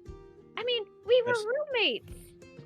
I saw how you perked up when you heard his name. I'm not stupid. Yeah, he is my boss. Also, it's Of really, course I That will. doesn't mean a thing. and Pepper's Ebony- sister goes, it's kind of cute how her voice just like jumped like 5 or 6 octaves. Yes, I noticed that. Ebony, even though she's still like, "Oh, I don't want to think about this right now," she kind of just does look at Sel and like, "You know, you did stare a little bit longingly into the distance when he was brought up, right?" She starts thinking for a moment, and then she starts blushing. It's that moment of, wait, do I? Do I? Oh no, I do. Oh my god, Sal, did you not know what you knew? Oh, the decisions were delicious! Oh. All right. He's my boss. That can't even be a thing. Even if it was, it's not. He's my boss. Twitch Haven't Pepper. you just? Oh, Pepper, go Pepper ahead. kind of You go chimes first. in. She goes, I've known you for several years now, and he's not really your boss. He's kind of like your direct supervisor. Makes it worse almost. Haven't you just kind of says It's only quietly? Oh, if go ahead. Sandra gives a damn. But on that note, come here, Whiskers. And she flits over. She kind of comes over, hooks her arm into Lucky's arm, and starts dragging him upstairs. No, but the gossip. I want the gossip. I'm tired, and either you come now, or I'm going to bed in my room. Yes, my love. Oh, he is. And while she's guiding him upstairs, she kind of looks back and mouths the word "run" to Sel. Hey, I may be whipped, but at least I'm not hiding it. God Hey. damn! Kitty's got claws. Fuck. Holy. No, wait, not in the tower. I could run from them. Zell shakes her head and she looks at Evan and she's like, I don't love him, right? No, he's just a friend. He's like my boss. Is he She- going she to be just- safe?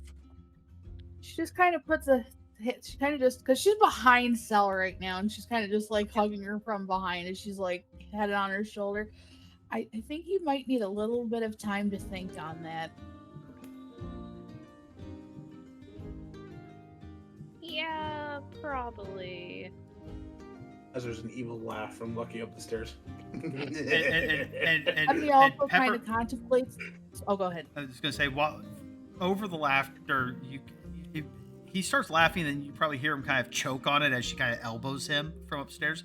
And Oh. Pepper hollers down the stairs. She goes, "Sal, Ebony, girls' bath tomorrow." And you guys hear a door open and close upstairs.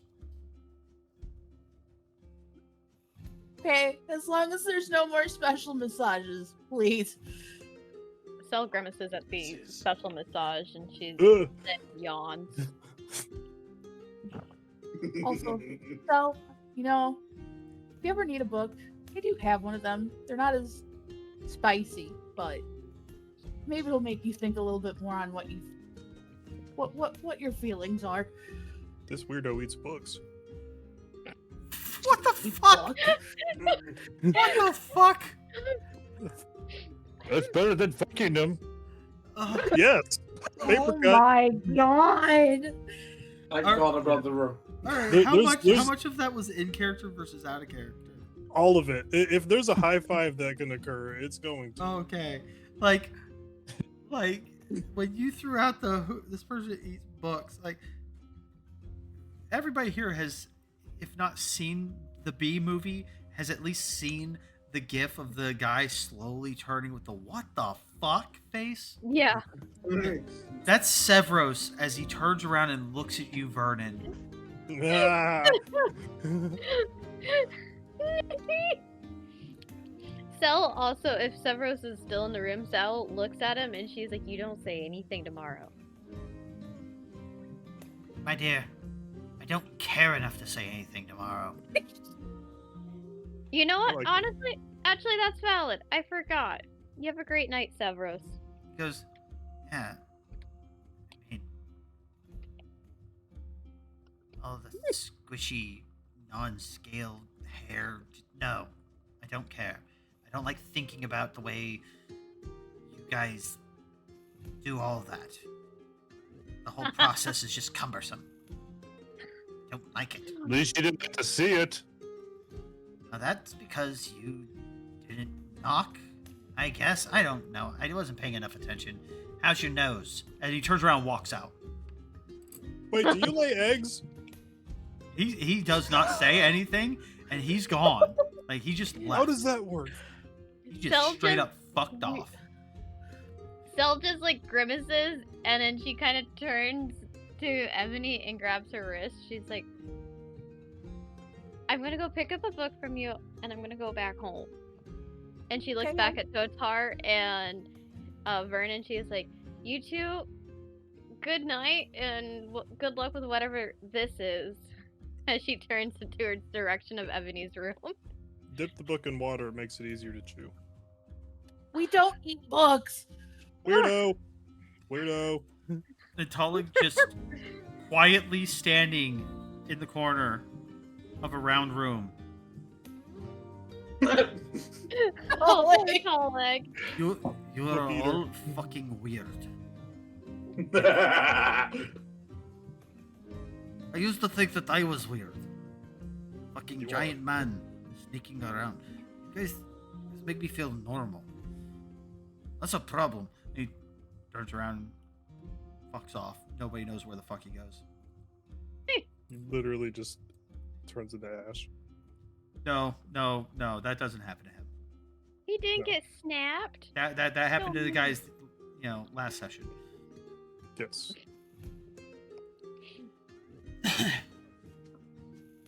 Beast is currently like asleep against the wall. Totar stares at him. Lazy dog. Tail wags. He's just happy he got food. Which, do you blame him, Totar? Do you blame him he's lazy and enjoyed food? Yes, we must work out twice as hard tomorrow now. Uh-oh. Fair enough. How many I sit there. packages? I'll go ahead. You Oh. go first. You haven't. I was gonna say, you left. Shh. No, I'm just joking. Totar looks at Vernon. What's your plan? Vernon looks back at, like, the door that would potentially lead to the exit. What happens if I try to leave? Can I come back? Am I permitted to Would- leave? Would Evany know that he probably would be allowed back in the foyer? Yeah. It was established last time that the front entrance to the Mage's Tower is open to all, except Oh, for right, whenever right. Oladris is not in the tower. Advancing to the different levels of the tower is limited at his discretion. So And it's literally a at his per whim. person. It's a per person thing. Well, I mean, literally the front door, everyone can come in as long as he's in the tower, unless he Which he actively is. locks the door by will. And he has not done that. But unless he has willed you as an individual access to any given alternate layer of the tower, you run up the stairs and you just come up from the bottom of the stairs, and vice versa. Like, you are confined to this room until you go out the front door again, unless you have been given access to other floors. So if you walk out, you can walk right back in. And then Evany would let him know that again. That as he is told this, Vernon goes to head out. He is going to wander. As you start to head out, you Vernon, Totar, Lucky, and Valor, Valor is settling into his bed to rest, your tombstones chirp to life I forgot about this thing. as The little the little Our little cell phones. yeah for that. yeah your magical world equivalent of a cell phone chirps to life as there's a message written on it from Cal. Oh. And it's very simple. It says, "Hey, are we still scrapping tomorrow?" Mm. Oh yeah. Is this a Vernon group looks- chat? Yes, it is literally a group chat between the guys. Perfect. Yeah, Vernon just holds a the phone up. God. Vernon holds the phone up to his mouth and goes, "Yes." And quite literally, the word there's like it has like a image of Cal's face from and every time that when you guys first picked it up and you were looking at it, it took effectively your picture for your identification for whenever you guys are communicating with your comrades. And so It's just a You see- upshot of Vernon's nose. no, it's like from like right below your nose and like up, Yeah. like just the upper 2/3 of your head. And The beady eyes, basically. Just yeah, and then, well, no, it's like he held it too high, so it took the picture leveled at the top of his head instead of leveled at his nose. So where his chin should have been is where his nose is instead in the shot. oh man, that's a pretty picture. And all you see is yes from Vernon. That full caps. Yeah, full caps, just yes.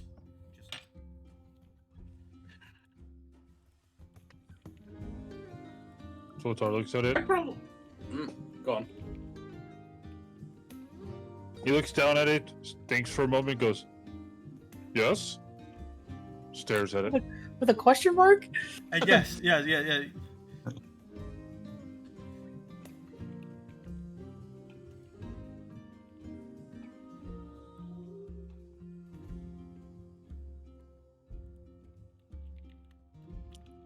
Why does my picture keep changing? I'm scared. No. I didn't know you could type for us. Yeah. Yes. I have access to all the character sheets, so I can do it for everyone. Cool. And I'm only Oh, doing you that want for, us to for type the it? No, I was doing that for the memes. I Yeah. was doing that to be funny. Valor, for his part, will respond back with a sure. Yeah, so like when I say it was written out, like with Cal's, he literally wrote it out. So like where your guys' answers look like, you know, type stamped. Because yes, there are printing presses. His looks like it was literally like drawn using his finger on, you know, it was like a stylus. So it's not as crisp and pretty as yours. But like it looks like you guys can literally write your message by hand. He had to clean ink off of his tablet twice before he figured it out. Yeah, probably. Can I do an Arcana check to see how much I figured this thing out? Sure.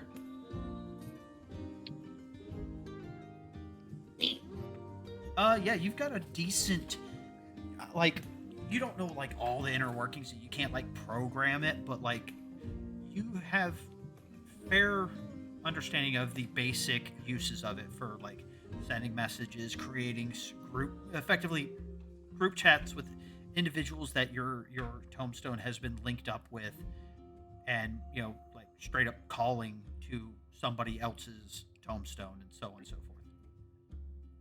So I played with this a lot. Yeah. You don't know how to make apps, you can't play solitaire on it. Oh, damn it! Not even Spider? No, not even Minesweeper. Damn. Ah. Because those don't exist. So I will actually like reply by writing as well, and she goes, "That's funny." As much as I hate to do this, I'm going to give you inspiration. Oh no. Are you full on inspiration? I'm not sure. I don't think so. No, he has two. No, Oh, no, he he's has got I have 3. 2 out of 3. You've Where got did I 3. get a third? You got 3 out of 3. No, I have 2 out of 3. No, It says yeah. DM inspiration. No, 2 out of 3. on your sheet, you haven't updated it. You do have 3. Oh, I keep spending mine. I'm not gonna lie. did you add one? This no, it still says 2 out of 3. No, but Like, if you look on the stream, everybody's got little markers next to their token, their avatars to signify how many they have. You currently have 3. Cell has 1, Ebony has 1, Hammer has 1. I think you gave me inspiration from the whole the last rites thing, so I may have not accounted for that properly. Yeah, you've done pretty good at restocking on your inspirations. Yay! So, quick question: is this group chat everybody? No, it's literally just you guys who are getting ready to scrap. It's the sausage fest. It's the Fight Club guys. It's just the Fight Club, but I'm actually going to scroll in the chat in rather, wavy writing because Weaver. And he's going to actually, I wanted to ask a favor of you more fighting types. Oh, was Cell invited to that? The first one she did. I don't know if I ever actually accepted the second time. I don't think I did. Accepted, no. Invited, I think so. Okay, then if she was invited, then yeah, Cell would have been part. You know what? Screw it. It was a group chat with the whole party. Oh, okay. So everybody's phone chirps with Cal going, "We scrapping tomorrow?" Now.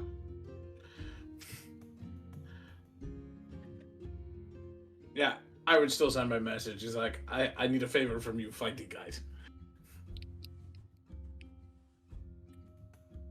What favor?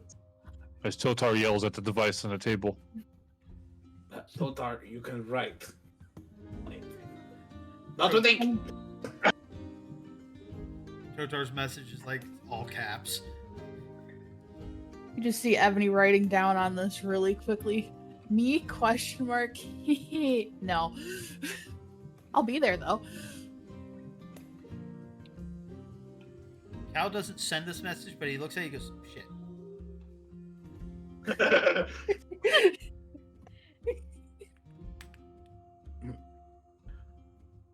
Cell just answers with a hesitant yes. What is it? Fight Club. No. She's saying yes. What is the favor? Oh. I need physical training. The is actually there. Like the restraint it takes. The restraint it takes to not just say "ask Pepper."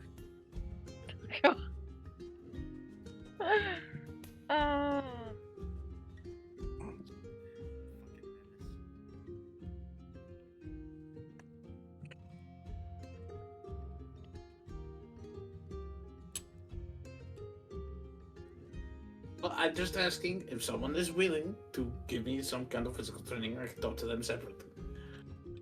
Totar just goes, "See you tomorrow morning." Oh. And this wasn't all caps.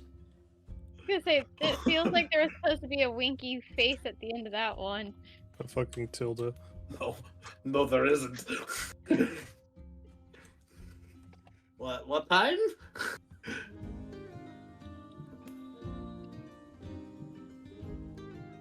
I'll knock. Yeah, at least knock this time. Oh, that's so fucked. I just look at Pepper like, I might have fucked up. Ebony types a question. You are at the Mage's Tower tonight, right? Correct. We are not going to be enjoying ourselves. We're sleeping. Ebony just types back to Totar. I think he'll be okay to knock. Door hurts. Yeah. Do you need me to Above knock on it game. tomorrow? Above game, if anybody's familiar with Invincible and they know that scene where Conquest is practically ripping Oliver in half, that's what I'm imagining tomorrow is going to look like. Oh my god. Yeah, this is gonna hurt. So after a few moments, Cal sends another message of, "Should I invite Sugar?" Yes! Need to have something fair for her, Lucky. Wait, what? There is it takes a small video and you see a small little minor image of Cal cackling. Oh my god. There's a man in my box. Like cackling and wiping a tear from his eye. And yes, an actual physical tear. I may have made the mistake. And he sends him a private text of "Do it, just do it." All right. So, with that, would we be all right with moving to the next day? I do want to ask Pepper a question. Okay. Is there, okay. is there before we go to that, is there anything else that anybody else wishes to do before we wrap up to the next day? I only have Well, something I Tar- need to do in the morning. That's it. I think Totar Evan just was le- going- Oh, go ahead. You go first. You go, Totar. you go first. No, you go first. Fine. Totar's just gonna grab a bag, go out for a little bit, and come back in. It's gonna be much, much heavier, and then he's gonna go to his room. I need you to DM me or whisper to me, what's in the fucking bag, you menace? Put that in the quotes channel. What's in the bag, you menace? I should do that. So while we're trying to figure out what's in the bag, or at least the DM is, Ebony is going to go up to her room really quick, grab a not spicy book. It is a fantasy romance novel, but she kind of just holds it out to sell. She's like, you can read this. Sell I with anchor. It's got like PG-13 levels of spice. Yeah. That's about it, because she already knows that Cell doesn't like the spice, so she's respecting her wishes right now. Like there's an intense makeout scene. But that's about it. That was the only thing I was gonna do, just so we could carry on. Yep.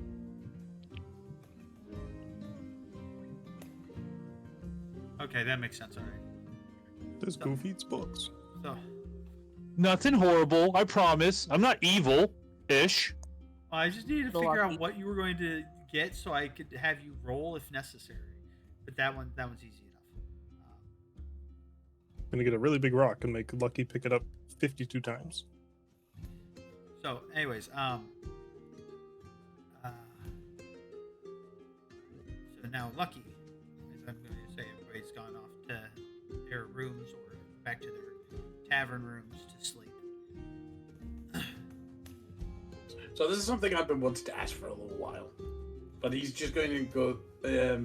As they curl up with Pepper, he's gonna. So, are you going to tell me what Marcel is?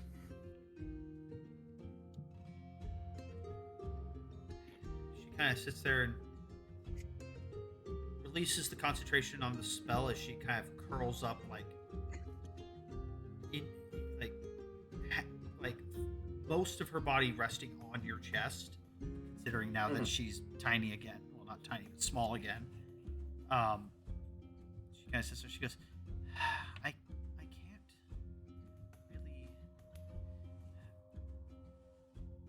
I am compelled against sharing exactly who or what he is. Just know that he is ancient. He is powerful. He sticks to the rules, and he adheres to them relentlessly.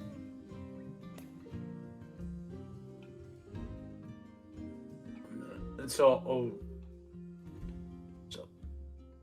you can't tell me. But on a scale of 1 to 10, he's at an 11.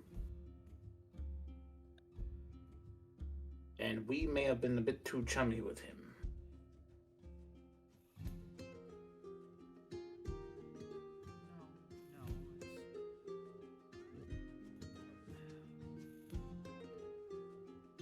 He, like I said, he sticks to the rules.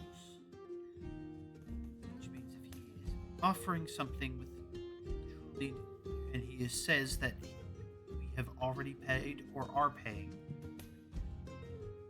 then we can trust that there is no additional strings attached. Marcel does not play that way. But he is very powerful. Yes. also understands that he must play within the confines of the rules of. She kind of makes this vague gesture with her hands of the game. If he breaks the rules, there is hell to pay. And he is not one to accrue needless debts. Interesting.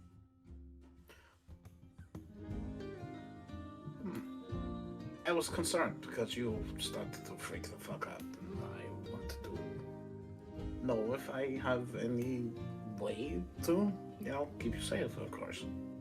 It's not that I'm afraid of him. It's what his presence reminded me of.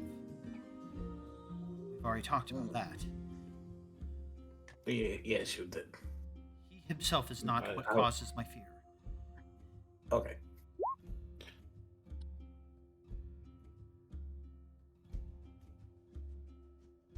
Okay. Good. It's good. I was concerned for a moment there.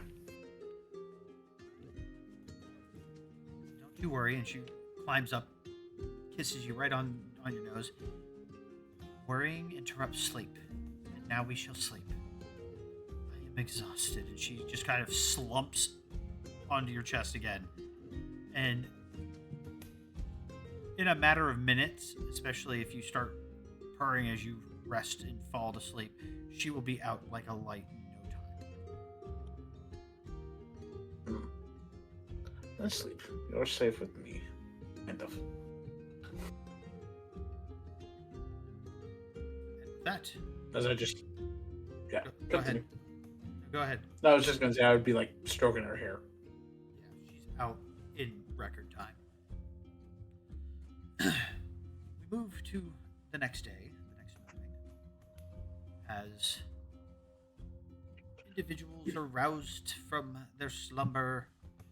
Those of you who are planning to go to, for lack of better terms, for playfulness' sake, the scrapyard, LOL. There is Totar comes knocking on your door a little earlier than you would like, Lucky. Breakfast is already ready.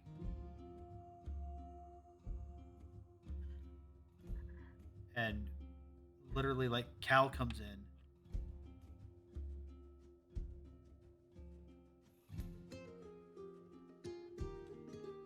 That's interesting. All right. So before anybody else wakes up, I guess when Totar wakes up, as Totar was planning on waking up Lucky bright and early to start getting ready for training. Oh. Shit, that changes things even further. All right. Oh no. Uh-oh. All right, so then before I go any further, Vernon, where did you stay last night? In bed until before the sun rose. But where is your bed? Did you stay at the tower or did you stay at the inn? The tower. Okay.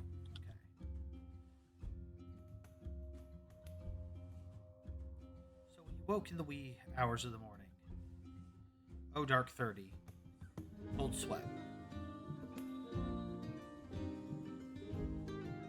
Do you put on your armor before you head out? What do you do? What is the weather like outside?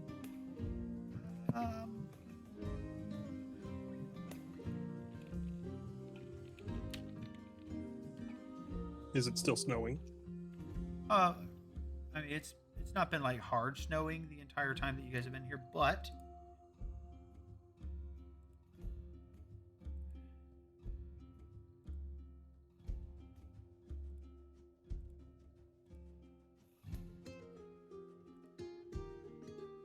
I would say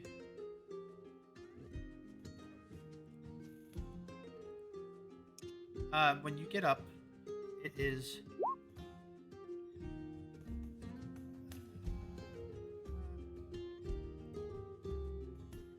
is cold when you get up. There is no snow settled at the moment. There is little slicks of ice in certain areas where condensation and some of the snow melts had kind of frozen as the night had waned on. But unfortunately, there's no snow, but it is fairly windy this morning. He's not going to put on his armor or anything. Just plain clothes, the little tablet, and he's going to wander. You probably have your jacket on because when I say it's cold, I'm talking about like it's cold. It's about 25 out Fahrenheit. Nope.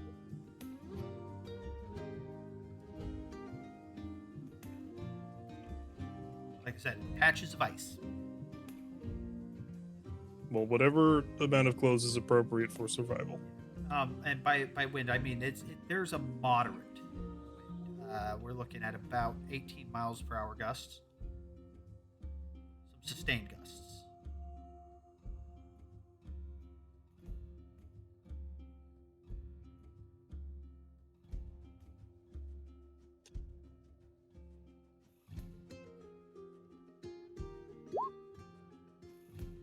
But yeah, not to detract from everything. He's just wandering.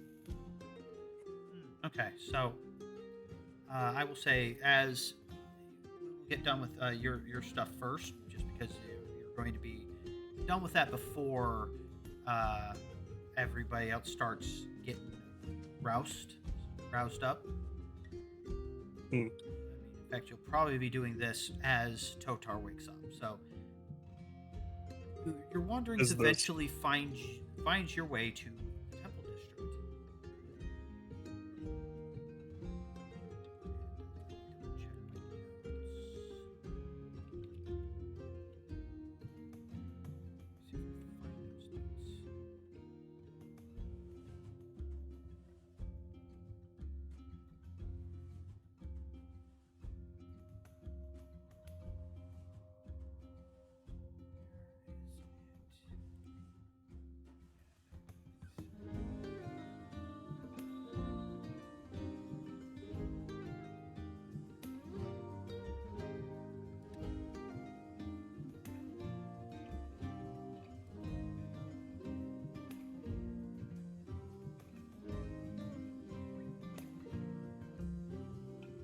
I couldn't find my information anymore.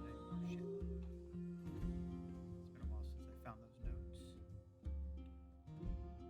Anyways, oh yeah, okay, yeah. So you arrive at the temple to Heronius.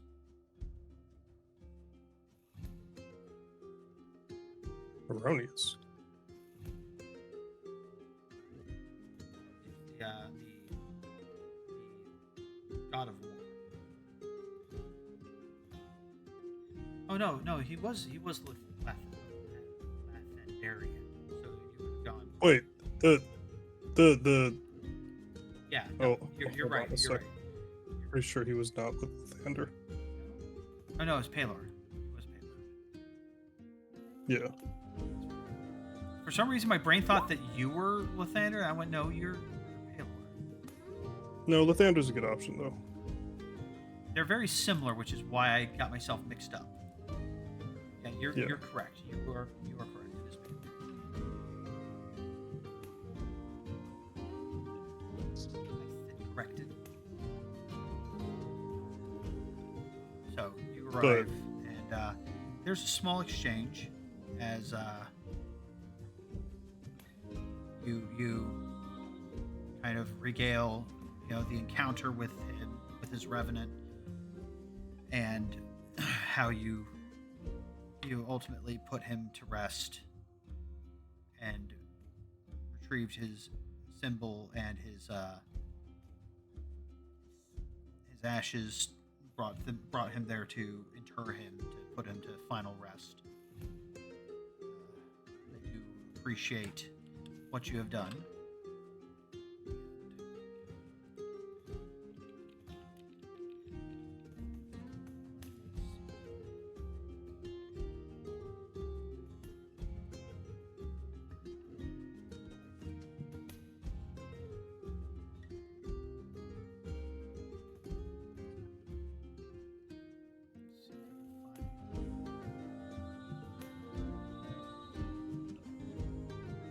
like for you to roll for me a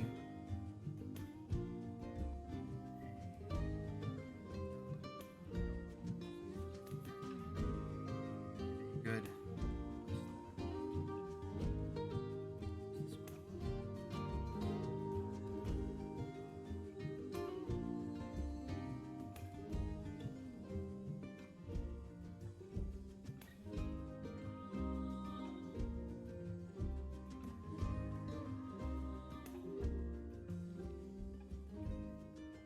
So hard to read.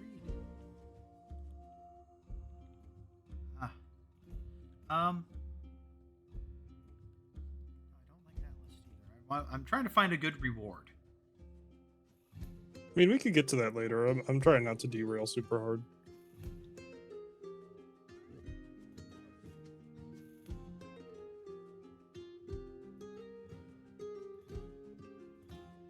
All right. Well, I'll figure out what that is later to provide to you. But a blessing is bestowed upon you. May your toast never burn. Yay! But yeah, Vernon is just going to remain there until the sun rises, just eating plainly what is available. They do provide you with a meal, and it's nothing like extreme, but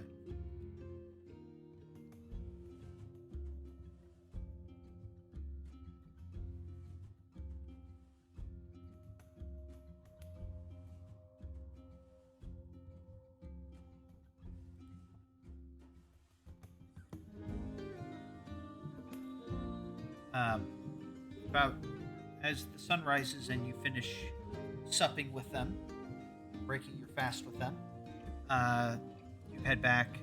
Shortly before you arrive back is when Totar wakes up and knocks on Lucky's door. Boom, boom, boom. Come on, princess.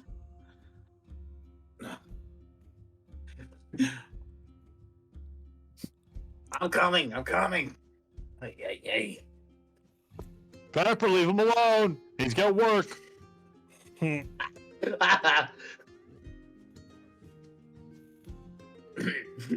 As I try not to be too loud, not to wake Pepper, but that laugh is that. That was funny. As he eventually opens the door and like his fur is everywhere. He's like, He's got bed fur. really? Like this is early even for you, but sure. Early? No, I slept in today.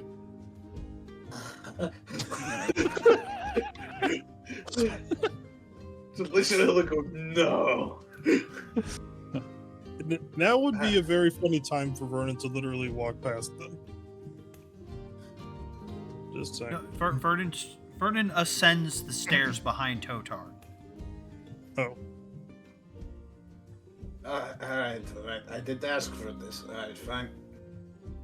Do I need anything or just me? Put something a little warmer on. Well, does fur keep you warm in winter? Yes. Well then, come.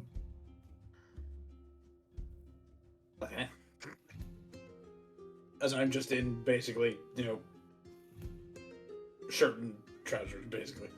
I don't have my coat on or anything like that. And now Does we he have a finally winter have coat? confirmation. Does he have a tail? He does in fact have a little nub tail. Aww, how cute.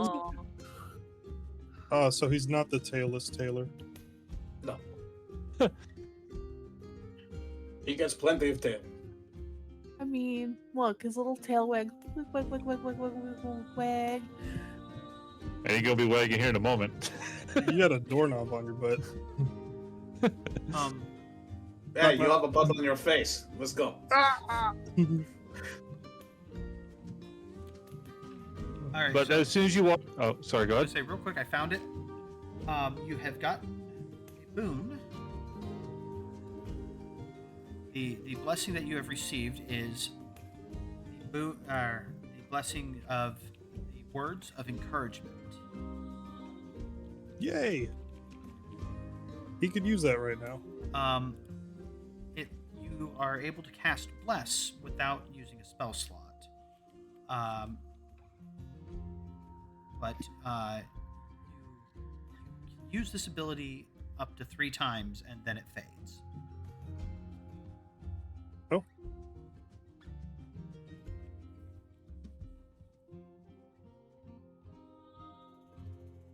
Okay. Pretty nifty though. That is very handy.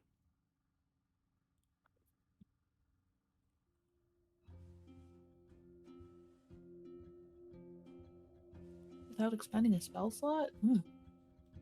That is good. Yeah, I mean, it's unfortunately you can only cast it at first level that way, but it's still 3 free casts. Yeah. I saw bunches of really neat little boons and stuff. I was like, nope, that one doesn't work. That one doesn't work. That one's disgusting. And this is nice. That seems fitting for a reward for what he did. Yep. All right. So, anyways, as you guys are starting to get up, you guys are starting to rouse. Cal comes trotting in, shivering. Muttering under his breath in a language that I don't think anyone knows.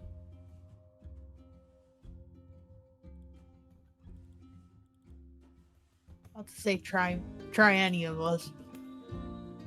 Common, Dwarvish, Elvish. Pretty sure none of you guys speak the language that he's pitching in.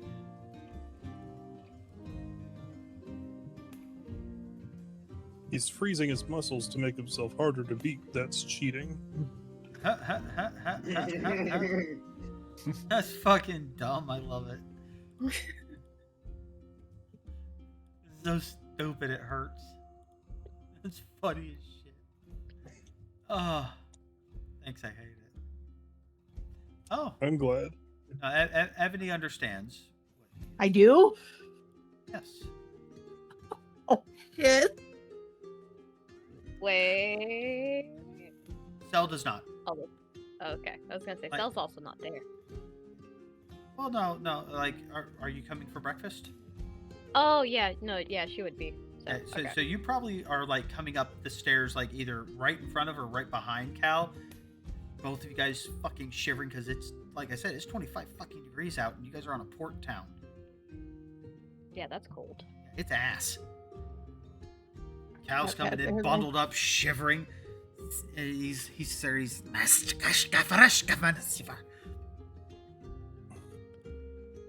allow me to whisper to Ebony what he's saying. Okay. I lean over to the Lucky. Did he just curse us? No, I don't think so. No. Gesundheit. Cell's Thank texting you. Evan. Your man speaking in tongues. Oh, wait. Would Ebony be getting up with everyone for breakfast? I mean, yeah, because she probably was trying to look at some stuff in the library early. Yeah, so yeah.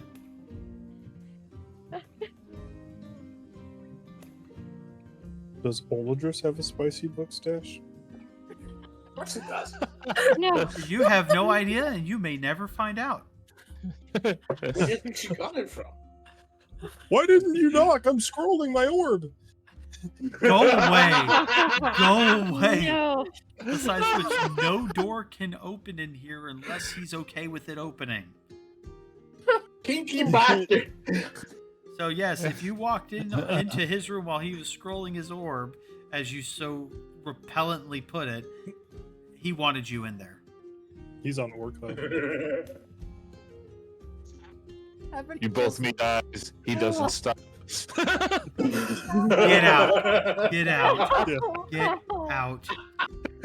I have never seen someone use mage hand like that. You should see what he does with Unseen Servant. Sean, you have banning powers. Oh my god. You have muting powers. Why do you allow this to continue? I'm about to enforce it. I'm about to enforce some silence. Jesus Christ. They call me the derailer. All right. That's enough of that. Can't get shit done. Oh, Christ above. that was bad. That's enough. Anyway, Okay, behave. Ebony's just texting Cat's cell like, no, I think he's just really fucking cold. Okay, she does not say fucking there, but Oh, that would be a bad word. for Ebony, yes, it would be. For me, not so much. Yeah, Cal comes in and looks at the spread, and you guys watch as he goes, all right, I still have a few more laps to go. I will see you guys at the arena. And he walks over to the spread, grabs literally like a pancake, and puts like a couple sausage links in it, scoop of eggs, and seasons it with a little salt, little pepper, grabs a bottle of red liquid and pours some of it on his literally a taco that he made with a pancake as the tortilla. He turns around, waves, and goes trotting off, eating it as he goes back down the stairs. That's not good for your stomach. She just kind of put her hands in front of her like, I didn't even get to say hi. Oh no, he looked at you and he blushed as he was going, and he's like, shit. He was hoping to slip in and out unnoticed, but everybody was up. But no, as we sit down at the table, Totoro looks at Lucky with a big bag in his arms, sits it on Lucky's laps. What the? It's heavy. It is heavy. It's filled with rocks. Roll me in athletics. Big rocks. I'm not gonna be able to move. Training begins now. He kind of crumples with the bag. The bag kind of falls off of his lap and drags him out of the chair. Oh my goodness. The bag is on the ground, Totar. Very audible Total. point and laugh. Totar grabs Lucky, grabs a bag, pulls him back in a chair, sets him down, takes a rope out, wraps him in the bag and around. Hold on. Stay in chair. Ebony kind of just stares at both of them and kind of just purses her lips. I've read enough books to know where this is going. That is an interesting way to train. You carry the weight of the muscle you wish to have. Slaps bag. He wants to be strong. He'll be strong. Back home, we just used sodden cloth. Oh, this is to build stamina. After fight, we start real training.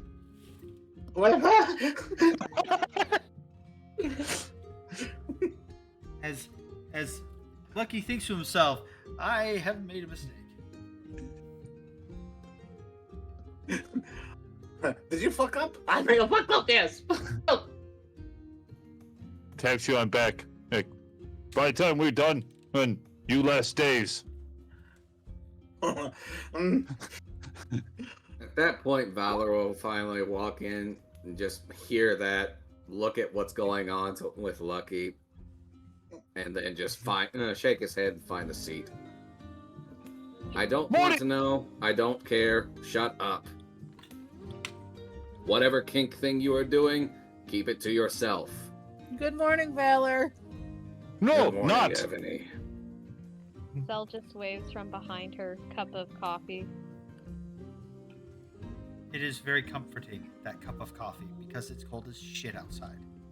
I was gonna say subtle detail. She normally drinks tea, not coffee. Vernon is gonna reach over to Sel's cup of coffee. Can I try that?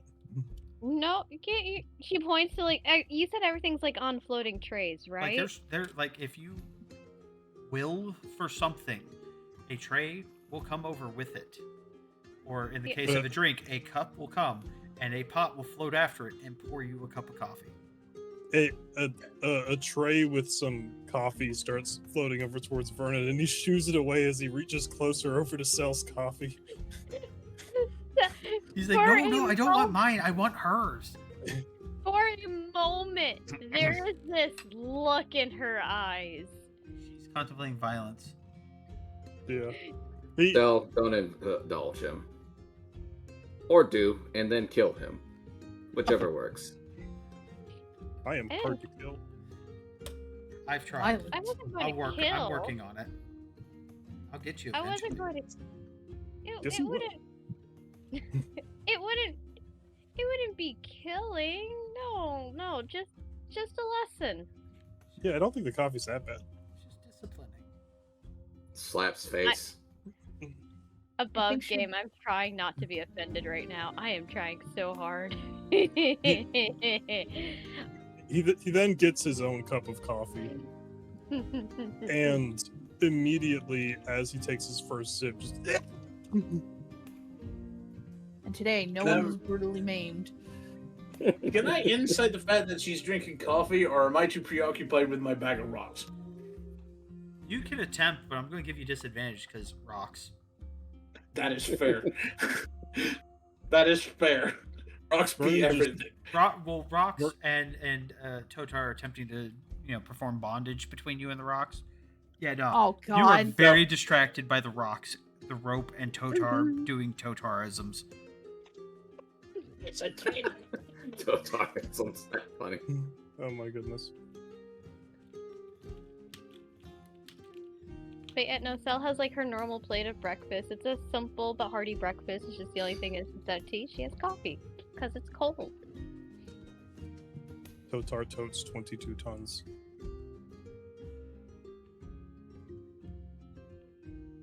He's just happily eating biscuits and gravy.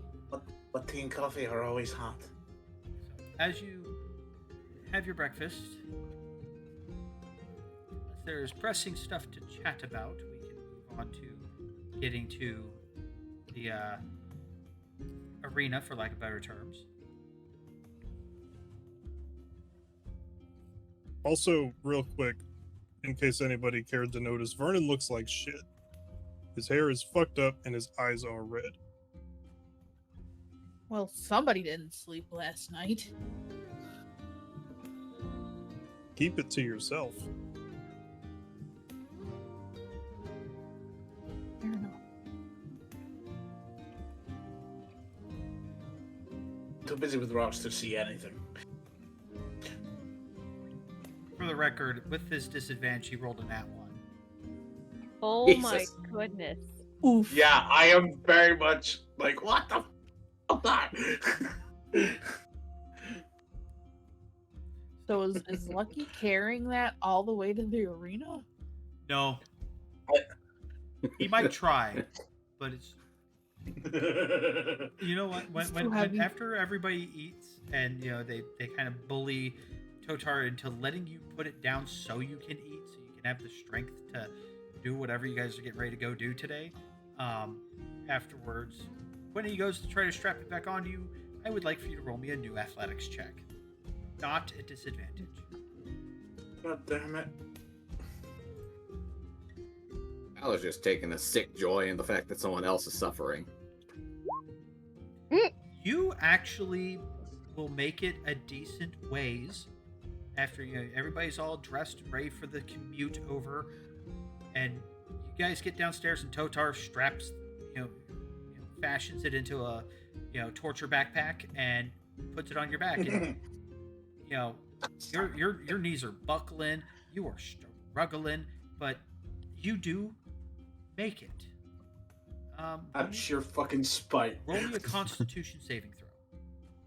Oh, I'm good at these. All right. You press the group because you do make it to the little fighting arena. It is a strain. It is a slog, but you manage to not strain yourself in the process. It is slow going. Like you and Totar arrived probably about 10 to 15 minutes after everyone else, and it wasn't that far. It's just that those rocks were fucking heavy.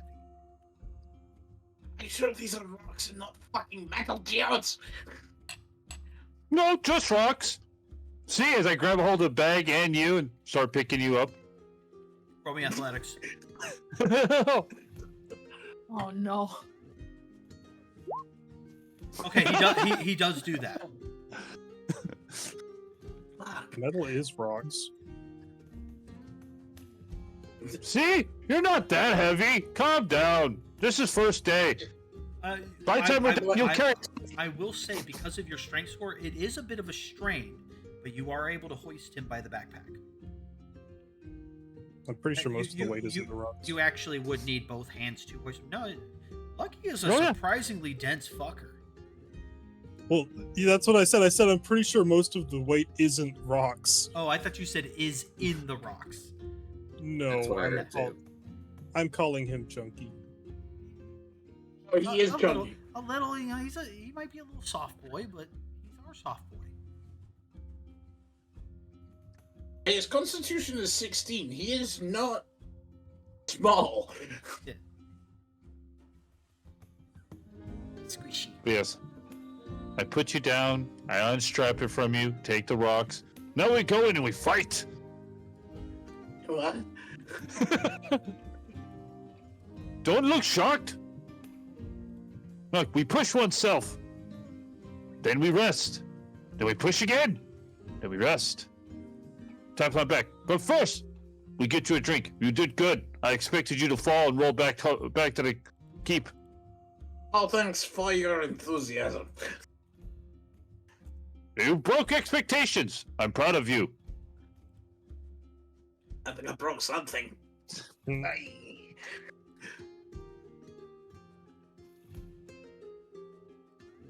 Now come in. They wait for us. You drink.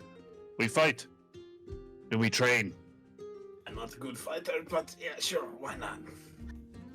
Pain is all part training. I did ask for this. That is the point. Ow. Like when you guys come in, you see Suga and Cal are already in there, and there is, for lack of better terms, like they're doing, like, Suga is actually doing calisthenics. He's got a length of rope that he's doing jump rope, literally to work his cardio, and Cal is moving large fucking stones, really big fucking stones. Oh, the Atlas stones. Yeah, basically. Totar, Vernon, Mm. the stones that Cal's moving scares you. It's a Is there a big, bench? like, for bench pressing. No, for sitting. Oh yes. There's plenty of them. Like people taking breaks between their various sets. I would Vernon is say on the bench. actually, because of your feet choices, the stone that Cal is moving intimidates, not necessarily scares you. Totar, it kind of scares you. That's a big fucking rock.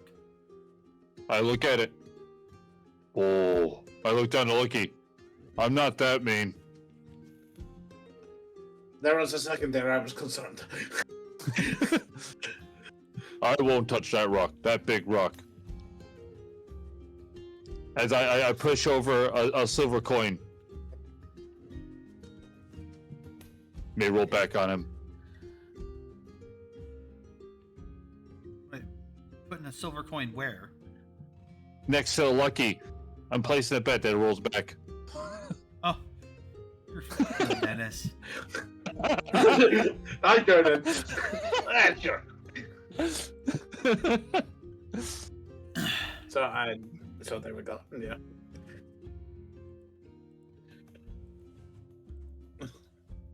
So now we know. Now I want to know. Does Cal push it all the way? Let me double check, because it's.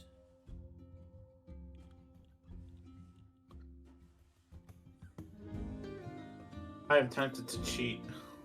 Cal is Sisyphus confirmed. Where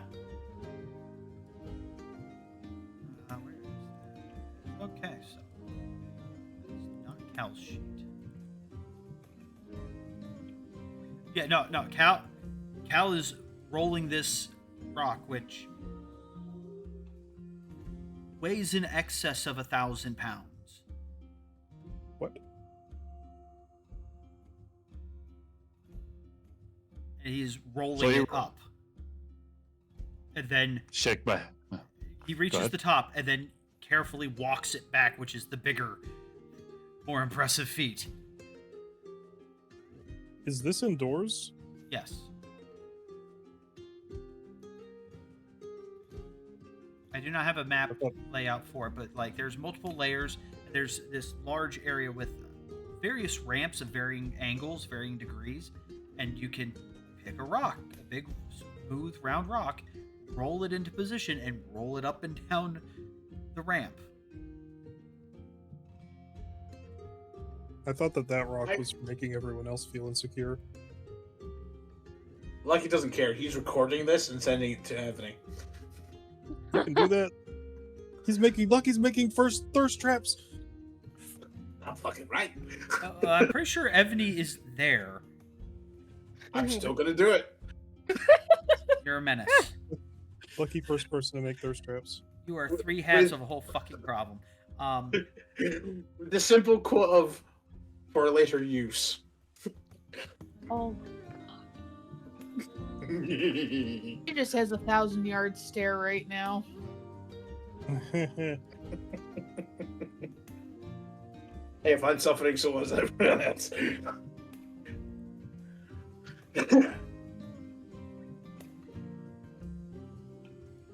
This fight is gonna be fucking great. I will say Ebony came in a nice fuzzy cloak. She's dressing for the weather.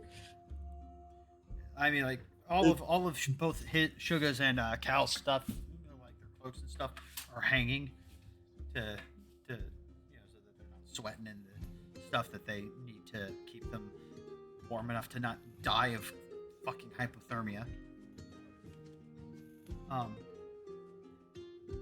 Eventually, as they finish their warm-ups, they look to you guys as you guys are all arriving and gesture in the direction of the ring. And Cal goes, "All right, so who's going in with who first?"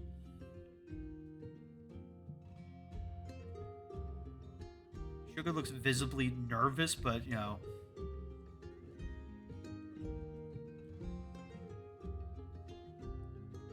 So, can we get this over with? Vernon peels himself off the bench. He has a ice cold cup of coffee in his hand. And he looks over to Stell and goes to try and offer it to her. Stell looks down at the coffee, realizes I'm assuming you could see through the top or something like that. It's a mug. Yeah, it's literally an open mug of coffee. Yeah. It's a tin mug full of black coffee. She sees the ice cubes floating in it. Oh, and it's she not takes ice cubes. No, it's not ice. It's just cold outside. Like there might be flakes of frost on the surface of it. Okay, so when And you said also on ice, the you don't outside mean of like it. Yeah. When you say iced, it wasn't made iced. Yeah, she looks at it for a moment, and she kind of looks at the time, kind of thinks about the time of day, and then she kind of shakes her head politely, and she's like, maybe you can try to enjoy it. I think I'm good, but thank you. As she tries to sit down with Ebony, while she is mildly intrigued for the fight, she wants to focus on some of her blueprints. Vernon chugs the rest of the cup and goes, "Ah!" and then steps into the ring. Is this 2 different people you need, or is this going to be against Cal and him? And who wants to go in with Vernon, or who does Vernon want to go in with? Vernon is doing a beckoning motion at everybody in the room. Totar stands up, brushes off, walks up to the edge of the ring. Loser has to fight my trainee. Deal? What? Loser gets rewarded. How particular. Oh no.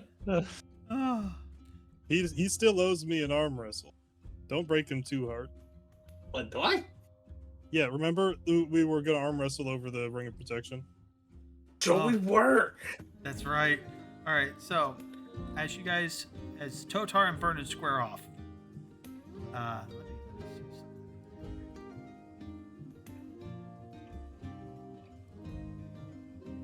I was just gonna go find a dark corner to ore farm in. Like, Yes. a single beam of sunlight hits the back of his head as he puts his 2 fingers under his chin inquisitively.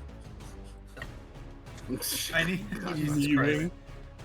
All right, so I need both of you to roll me athletics checks. Vernon is gonna try and throw Totar off the game by making weird fucking noises. Psychological warfare, but I'm rolling. Totar smiles and just closes his eyes. Oh my God! So you guys rolling up. You guys come charging at each other and wrap up, wrestling style. You guys aren't trying to punch each other. You guys are trying. It's grappling. It's pure physicality, and Yeah. you guys lock in. Just like think WWE. That lock up when they're getting ready to try to figure out. When they're technically planning out their next series of acrobatics, but in this case, you guys are trying to get a grip on each other to move each other off balance to change your grip for an advantageous pull or throw, and every time that one of you pivots the other, there's almost like a perfect counter move, and you guys are straining for an impressive amount of time, not quite able to get that leg up you need to be able to throw your opponent off balance or to pull them off balance to where you could move into either a suppression, a throw, a pin, anything. As you both matched perfectly with a dirty 20 each. Oh my goodness. Wow. Yeah. So I'm assuming it's still going on. Yes. Now roll me another athletics check each as you guys are straining and struggling, and hopefully something gives here. No, that's gonna be me. Maybe. Let's find out. So, as you guys are wrapped up, and Vernon is pulling and pushing, Totar's shifting his grip, and there's a lot of strain. It is very warm in here because it's, it's not necessarily climate controlled, but there is a couple of very, very powerful fires burning in different chimneys of the place. It's warm in here. Some sweat gets into your eye, Totar, and as you wince and your body just reflexively shifts oh so slightly, it's enough of a give that Vernon's able to overtake it and is going to be able to sweep your leg, drop you onto your back. I need both of you guys to roll me another athletics check as Vernon is getting ready to go for a mount for a pin. That's me. They're mounting each other. Oh God! So he drops onto you, Totar, and in a flurry of motion has you wrapped up like a goddamn pretzel, and has basically both of your arms kind of being pulled apart and back at odd angles, and he probably has one leg wrapped around you, his foot hooked on the inside of your thigh, and he's got like your hip kind of stretched out as he's pulling you in multiple different directions in a like a torture rack type maneuver. Do you tap out against his nat 20? With my rolls, yes. No. Before he gets to tap out, Vernon is gonna let go, dramatically fall back, start tapping the mat, and shoot a grin at Lucky. Roll me a performance. No. Roll me a performance. He's swooning. It's not even a good performance. Oh, it is so. I will say that with that performance, like everyone can tell, like you were conveying exactly what you're wanting. You are playfully throwing the match because you want to wrestle with Lucky. Yeah. What? Like, he rolled a 24 to perform this, to convey his intent. And he's like, oh no, I'm beat. I lose. Oh, woe is me. Totar, you are too much for me. Kind of shit. Those kind of shenanigans. Totar stands up, looks down at you, and goes, I tie rocks to you next. Turns around and walks. Oh boy. And as Totar comes out, Cal kind of reaches out, pats him on the shoulder, and goes, don't worry, you can beat me up next. Yeah. Vernon is gonna do like a little bow, not necessarily towards the audience, but in respect, because it was a good match. It was a good match. Totar points at Bar. I got drinks. You win, I buy drink. Free drinks. So, Lucky, Hi. are you going to go into the ring? I said it would. And Pepper's kind of like gnawing on a hand, like just Damn. like biting literally her fist in concern.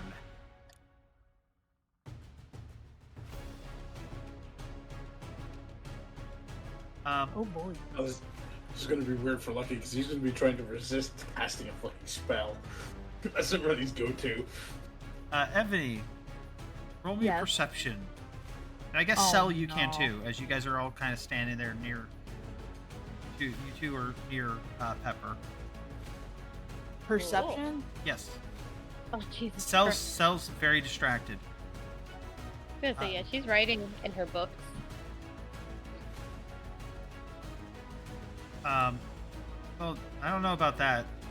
Suga is Oh. standing right over there, wearing literally the equivalency of a wife beater. That is true. Ebony, you hear very faintly Pepper mutter something along the line. You don't hear what she's saying, but you could tell the tone is concerned. But the only two words that you do hear. Here, I'm gonna send it to you on Discord. Uh-oh. No Oh cheating. no. I'm being sent something on Discord. Dun dun dun.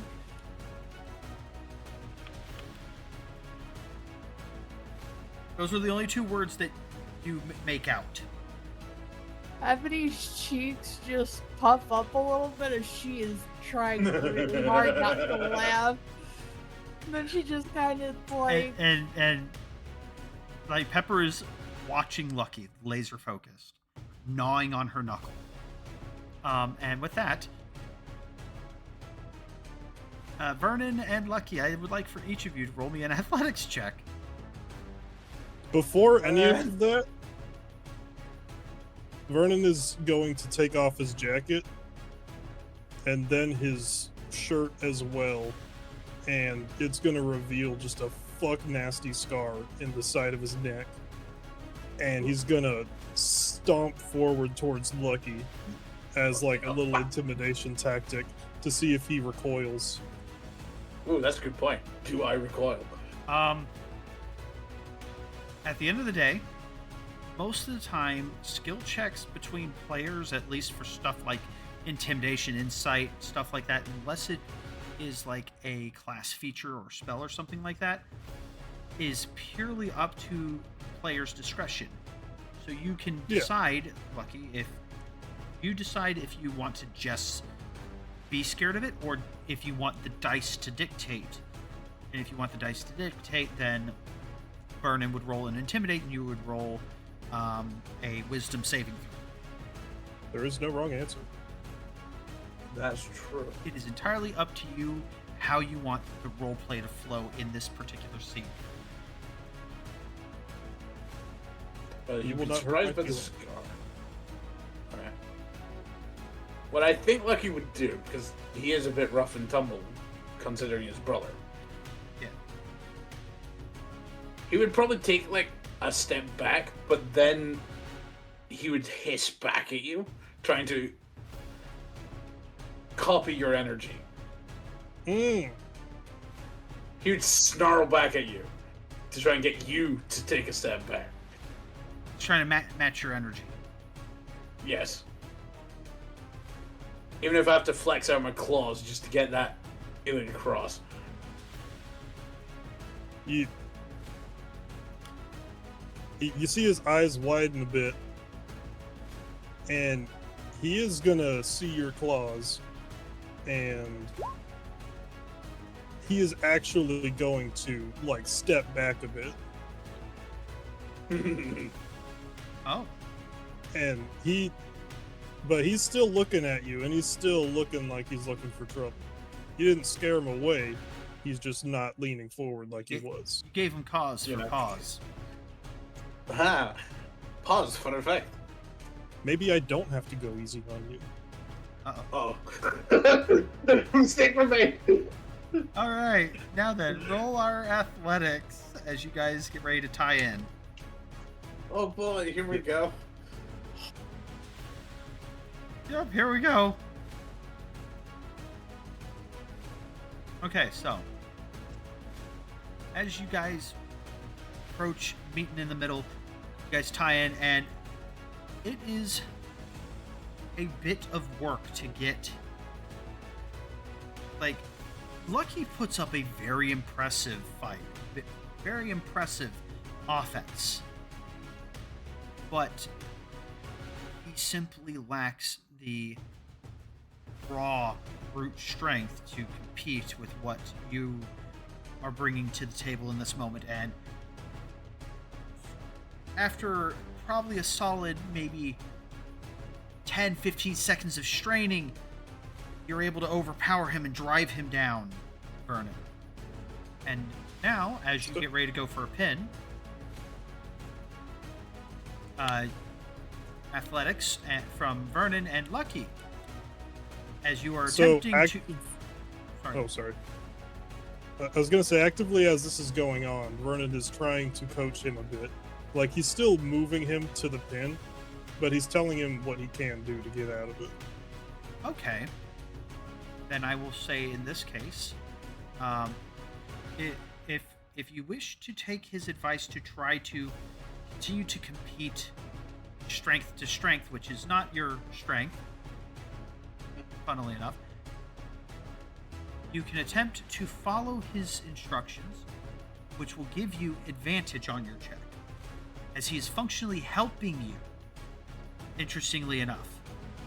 And I would say, because you are focusing more on coaching him in this moment, Vernon, I will have you be rolling your next athletics at disadvantage. That is fine. And you're not being subtle about it, are you? No, he's legitimately, like, Teaching. saying, if you put your hand here and you do this, like, strength is good, but actual form can win. Strength He's without telling leverage. you what he knows. Strength without leverage, at the end of the day, often means nothing. Yeah. He's paying it forward. Cal taught him, he's teaching him. Normally, Lucky would go straight to dexterity-based stuff here if leverage is the key. But he is trying to get stronger, so he would stick with strength. Like, his first instinct is to go like a sneaky move. Yeah, but no. He's like just like, no, I'm doing this for a reason. And he's helping. So I'm going straight for the strength here. Okay. Alright, and then roll. Then Vernon's at disadvantage. Alright, so as you are coaching him, you know, you've got him basically like down on a knee when you start your coaching, and you're starting to drive him down, and follows your instructions and pivots around, shifting where your arm is angled, which completely throws off your application of force in your center of gravity, and he topples you over. He doesn't have you on a pin, but he now has you prone. Lucky is currently on top.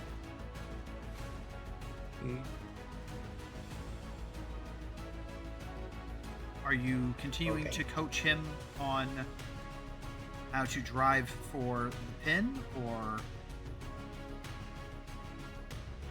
Yeah. Okay. So if you are continuing working on this, continuing the coaching approach, this next check will be rolled the same way. Advantage for Lucky, disadvantage for Vernon. Assuming I'm going for the pin. Yeah. Yeah, because I mean that's what this whole scrap is. It's about wrestling. About you guys are basically just wrestling. Because you guys aren't out to actually hurt each other. So roll. Yes. Yes. Woo. Oh. So, I will say that if Vernon had advantage, that would have been entertaining. But as you're coaching him, you're still trying to, you're not trying to give him the win, but because your focus is divided, he's able to. You're in teaching mode, so you're not focusing on the win. You're focusing on trying to make sure that you're giving good, accurate information. And as such, as you're still not trying to give him the win, you're still trying to fight back. Lucky is able to apply the information given, and is able to end up twisting one of your arms the way that you applied, and gets you into a submission hold with your arm extended, basically in a proper arm bar.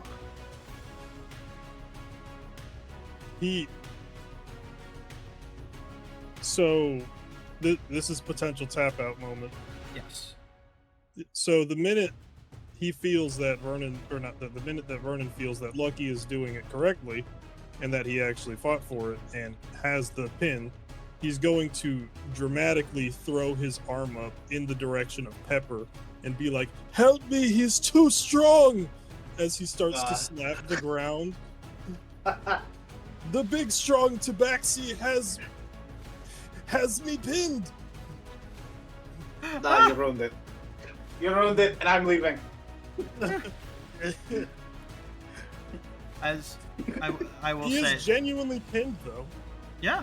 So I will say, for the audience at home, the first round was a 22 versus a 17.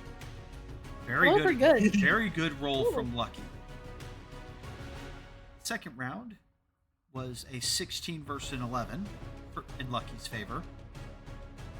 And then the final round was a 14 versus an 18. And for the record, for everybody watching at home, Lucky has a -1. Oh boy. Oh wow. If I wasn't rolling at disadvantage, I legitimately would have won. And Noodle. No, actually, no. If you guys weren't rolling at advantage or disadvantage, you would have legitimately lost. Really? The first number said- is what would have been rolled. Oh. Oh, shit. So he would have rolled a 16 to your 11 and a 18 to your 14. Oh, If you both were rolling at advantage, Vernon would have won, but not by as large of a margin. Well, actually, he would have tied on the second round, the final round. Either way, lessons have been learned. Cal kind of sits there and kind of chuckles and goes, "Valor, going in?" I may as well. Is Yeah, he he'll, still pinned? I'm sorry. Who? Am I still pinned? Oh yeah. No, well, I'm assuming Lucky would have let you go. yeah. Release me. No. Oh. Never mind now. I'm kidding. Alright, we're good. Vernon puts his shirt back on. Valor will take off whatever warm clothes he's wearing at the moment, and just enough to be limber, and then step into the ring.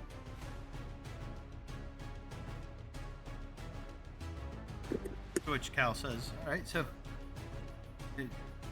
Vernon, are you out, or do you want to be in the run into play with Vernon or Valor if he's interested? Wait, I get to go again? If he wishes."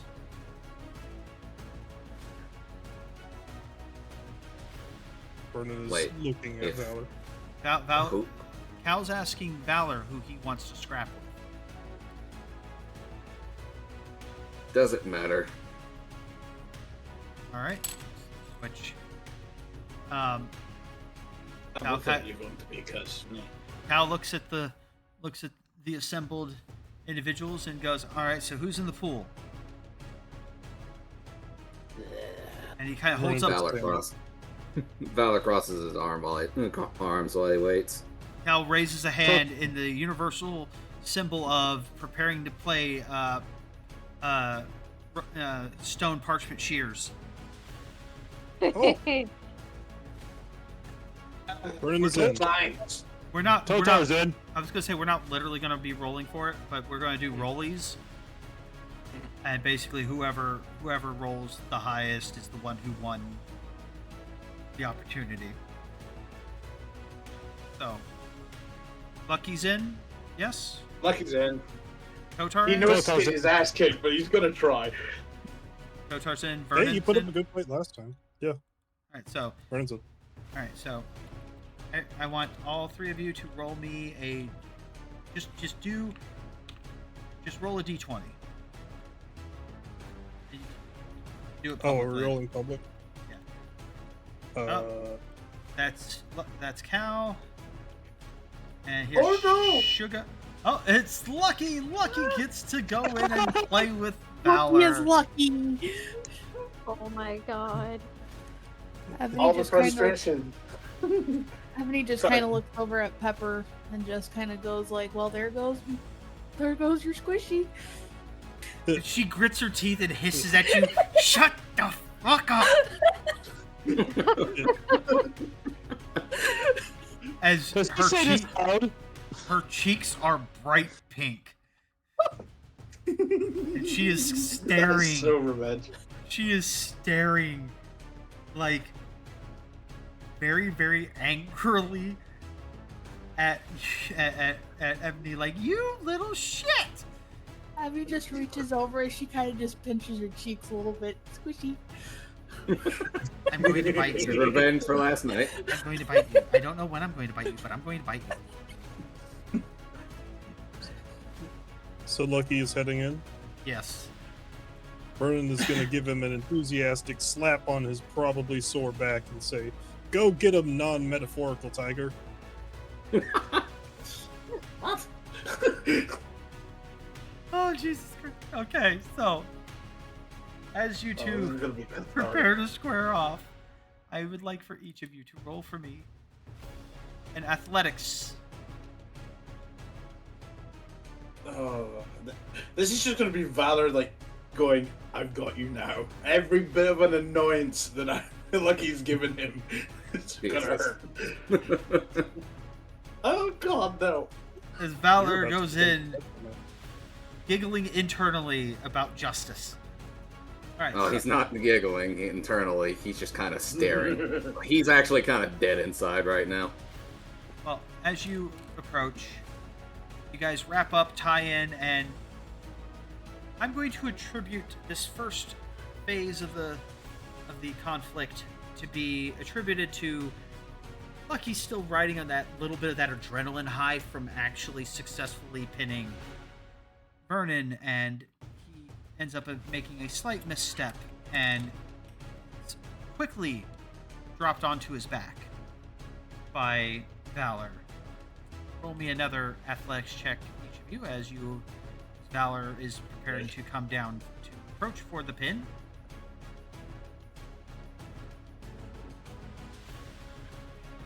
As you guys start struggling against each other, kind of rolling on the ground, looks really, really close, and then Lucky, Valor starts getting your arm kind of twisted behind your back. He is working for every inch of movement. But eventually he gets you in a position where you have no choice but to tap out, or else you're going to end up finding your arm dislocated. Oh, how Days of the thug. Well, I know that he's not going to, but you're reaching that point where it's like, nope, that's about the limit of that limb's range of motion. For a moment even after the tap is going, Valor continues going with the hold, then kind of blinks and just lets go. It's almost like he went somewhere else for a second. Oh, Valor, damn. For the record, Sorry. on the dice, you both rolled the same number on the die. Just unfortunately, Valor has no pluses or minuses. Lucky has a -1. And that is why it was such a struggle to get to that victory.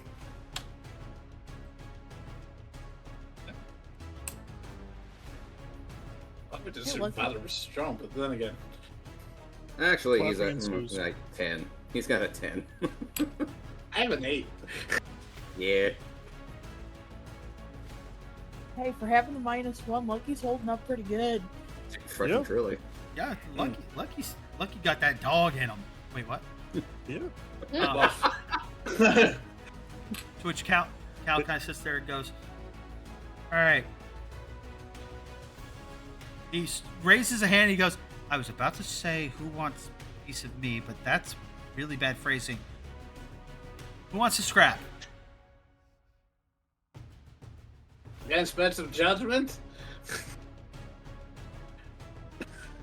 Vernon is practically vibrating in his seat.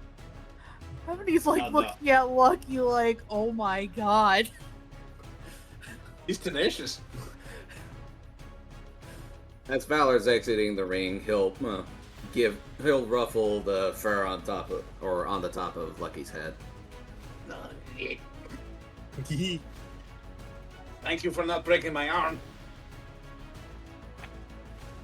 It's a good thing that this is now instead of when I was back in the hellhole I was born in.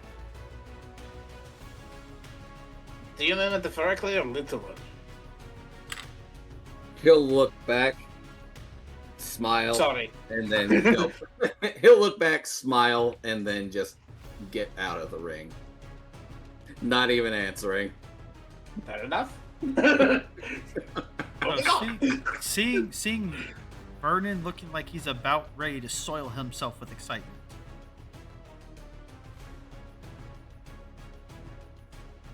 Cal kind Yes. of gestures. He gestures into the ring and steps in himself. Does Vernon join Cal in the ring? Absolutely. All right. Cal does a few more stretches, hops up and down from one foot to the other, and then gets ready to, starts stepping towards you, ready for that tie up. Are you ready? Vernon is going to try and replicate some of Cal's stretches as he's doing them, like vaguely mirroring him. That gets Cal a little bit excited. Curious. Let me double check your. Yeah, it's a little difficult for you as your dexterity limits how far you can extend your arms in various directions.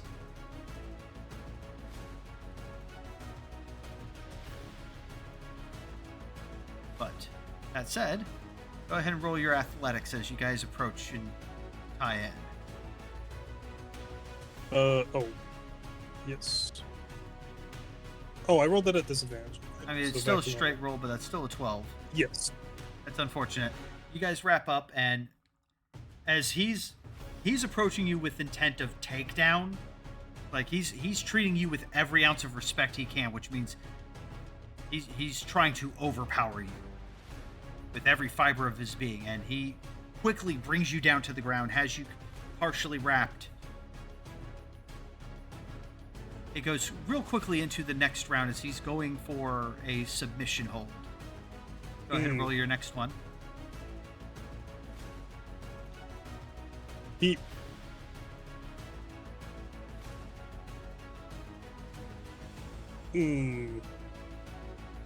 No, Vernon is not that mean. Okay, never mind. So he's starting to go for that submission hold, and you start managing to buckle against his grip and prise yourself most of the way free. You guys are still kind of wrapped up grappling, but Cal no longer has the overwhelming advantage. You guys have reached back to a neutral point. Now, the next phase of the grapple, roll again. Yeah, I was planning on using psychological warfare, but I probably shouldn't. You can attempt to do whatever you want. It's unsportsmanlike. I mean, potentially, depending on what kind of shenanigans you get into. Yeah.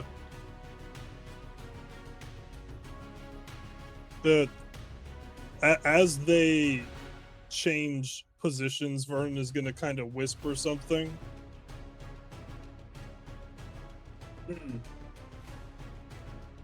No. Oh dear.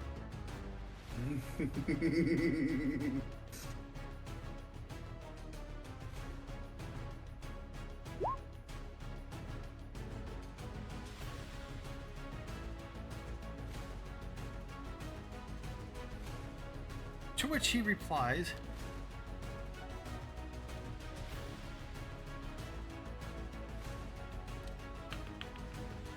The fact that they're both whispering each other.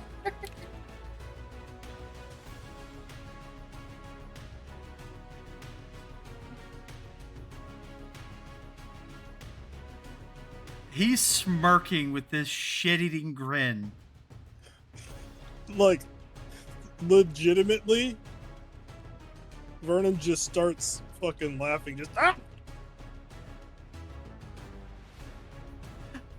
And if he sees any laughter response in Cal, he is going to try and twist him to use it when he is weak. There's a chuckle. He doesn't laugh, but there's a chuckle. But he's going for him when he thinks he's. I'm going to say that was a good one, but considering he fired back, I'm going to say you're not going to get advantage on this one. Yeah, he's locked in. It's all about the role play of it. Oh yeah. Go ahead and roll your next athletics. Oh no! Damn, Daniel! Can I? Oh wait, I have an extra you DM inspiration because I have 4. Oh no, you still have 3. I did not give you one because I couldn't give you one because you were capped out. Well, I thought that if we were capped out, we just had to use it this session. Well, that's if a viewer gives you inspiration. Oh. So I don't want to waste a viewer's channel points. Well, then I'm going to use one regardless. Right. Down to 2. Okay. Because I was going to say that would have... That nat 1 you had rolled... Would have been humiliating. That would have ended it right there. That would have been like instant pinned. But he still has you beat in this particular round. But now it's not such a dramatic advantage over that he's not going to immediately put you into a pin. But he starts to kind of come around and is kind of got you almost fully pinned down on your shoulders. Got like one of your legs hooked over his shoulder and both of your arms pinned, and he's starting to push down to get your other shoulder flush with the ground. And do you have any more shenanigans you wish to attempt before the next roll? How close is his face to Vernon's? Probably within a foot or two. Damn. Okay, Vernon's gonna like move his head forward like he's gonna try and lick him, just to freak him out a bit. And we're watching this. Yeah. Everybody's hair is just starting to turn pink. Cal in response, like nobody can hear this, but you guys see this. But with that angle and Cal's long hair in the way, only person that really sees what Cal does is Vernon, as he starts to make like a horking kind of gesture and noise, like he's about to hawk a loogie in your mouth. No! Oh my god. Cal, Let's be real, you deserve that. Yeah. No, he does. go ahead and roll your next athletics. Lucky's thinking, what did I think of psychological warfare? So I'm going to cop it up to laughter over that fucking hilarious exchange. But you were able to wiggle just enough out. So, for the record, for everyone watching at home, in the previous round, the first round, it opened up with a 25 from Cal versus a 12 from Vernon. Second round, when Vernon managed to push back, was a 16 from Cal versus a 25 from Vernon. The next round, with the Nat 1, he managed to re-roll it to a 20 versus Cal's 28.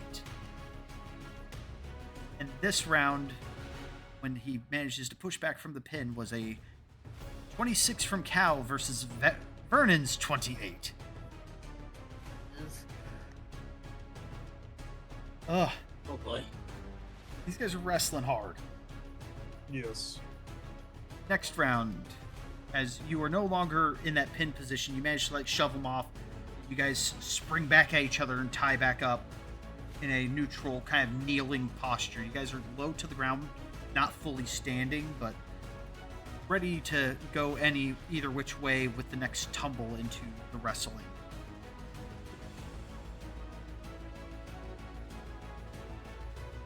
All right, go ahead and roll yours. Vernon is going to bullshit some bad advice, knowing that he probably won't take it.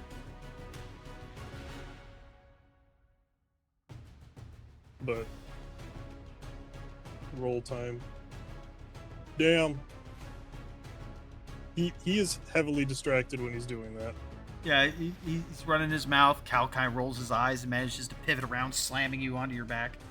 He didn't roll high enough against this Nat 1 to instantly pin you, but you were definitely down in a rough spot. Alright, no more shenanigans, just rolls. Yeah, as... Oh no. You may attempt. Yay! I may attempt. I'm allowed to! Yeah. As you start to push back, he just kind of like puts both of your fists into your chest and presses you down and then lays down across you, pinning you fully as he rolls a nat 20. Get off of me! At which point he sits there and goes, oh, all right, and then tickles you for a moment before rolling away and scampering off. Oh my god.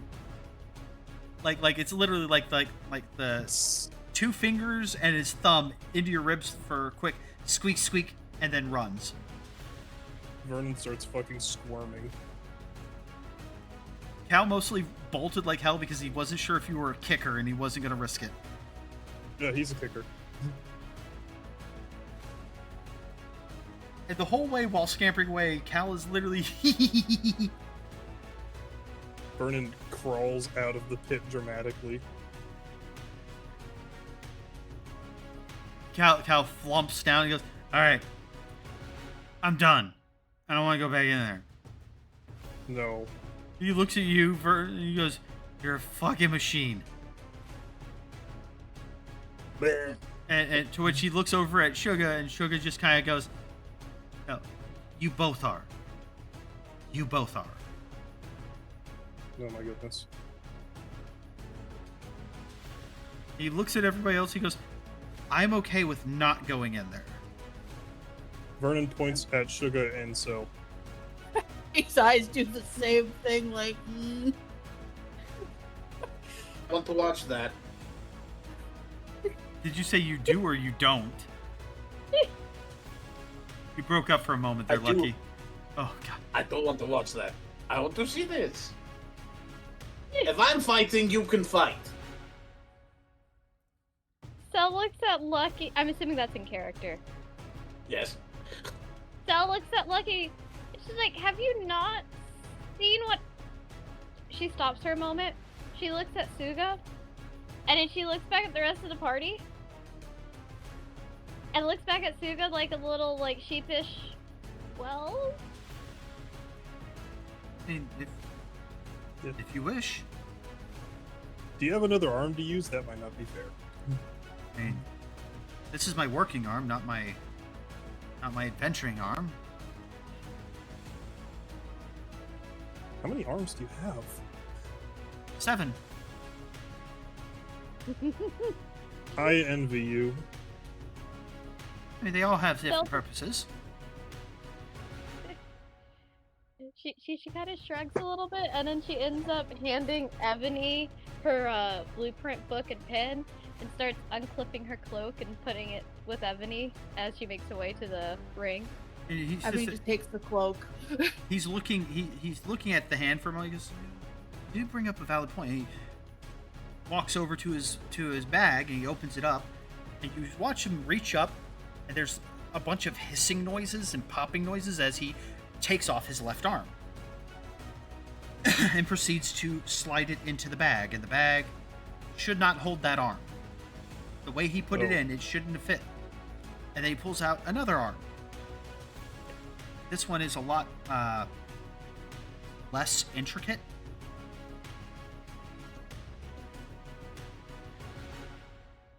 Would Cell be familiar with the other arm? It's basically his day-to-day arm. You know, not working arm, not his adventuring arm, not his, you know, it's just a very basic prosthetic arm. Okay. He sits there, he comes walking over kind of as he's walking over, he's holding the prosthetic arm by the wrist. Like, it's hanging at his side like a club, and he swings it around, slamming well, not full-on slamming it, but like, the motion seems so ingrained in him, so organic, as the socket just latches on, fits perfectly, seamlessly into the base in his shoulder. You hear some more hissing as hydraulics start engaging. He kind of flexes the fingers as he goes, "All right, I realized that if you happen to twist that arm just wrong, the welding torch might turn on." Oh yeah, that's not fun. And I've scarred myself enough with that, I don't feel like scarring you with that. So it goes back in the bag.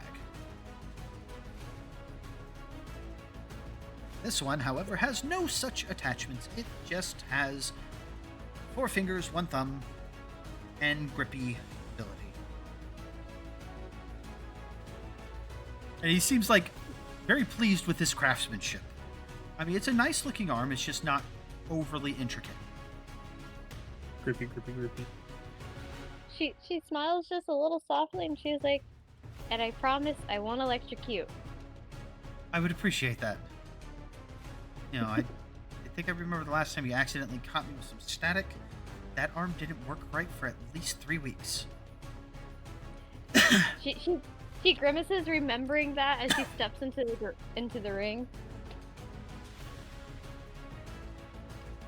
He kind of steps in as well. He goes, "I will confess, right now, this is not my forte. So, I just ask, try not to break the arm." John, I'd like to ask you a question first. Where are you asking it so I can look in the right place? I'm sending to you in Discord.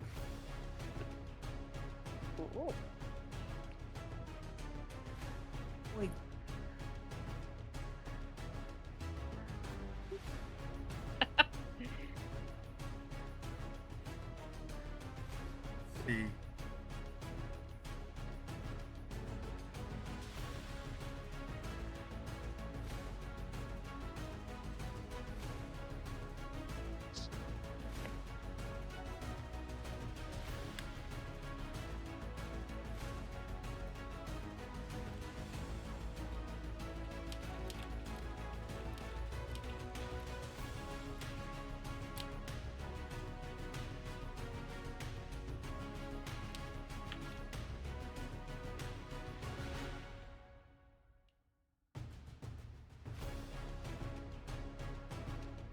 Hmm.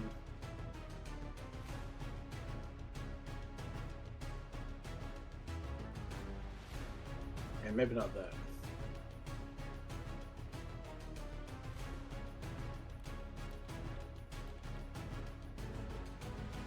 So, that said, as Sugar approaches, he does not approach with the he does not approach with the level of like aggression that several of the other guys have had. But you have a feeling. Actually, Ebony roll or not Ebony. Sal, roll me a insight. Good at those. Oh fuck. You're very flustercated, so you're having a hard time reading.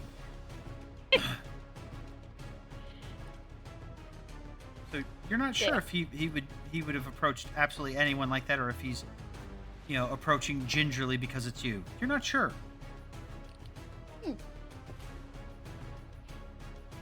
But that said, as he approaches, he kind of reaches out to make ready to engage, but he's not going to just reach out and grab you unless you are meeting him halfway. So that said, if you wish to engage in the scuffle, roll me in athletics. Alrighty.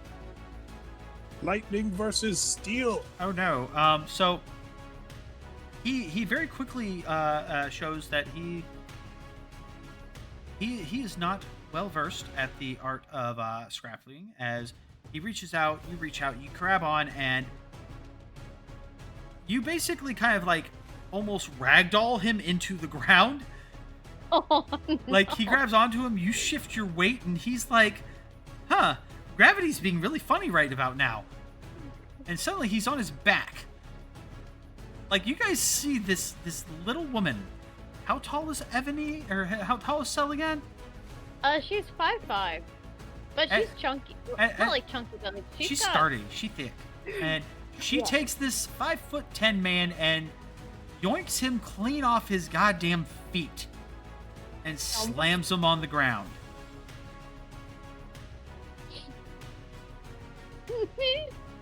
And he's just kind of Yeah. For a half second, forgetting exactly who she's grappling with, there's this little moment within her that just clicks and she smiles. And then she realizes she totally ragdolled him to the floor before she has like this, the smile turns more into like a little bit of a shyness and like, sorry. So for the record, Grappling. she rolled an 18. He rolled a 4 with a nat 1. Oh my god. So, does she go for the pin?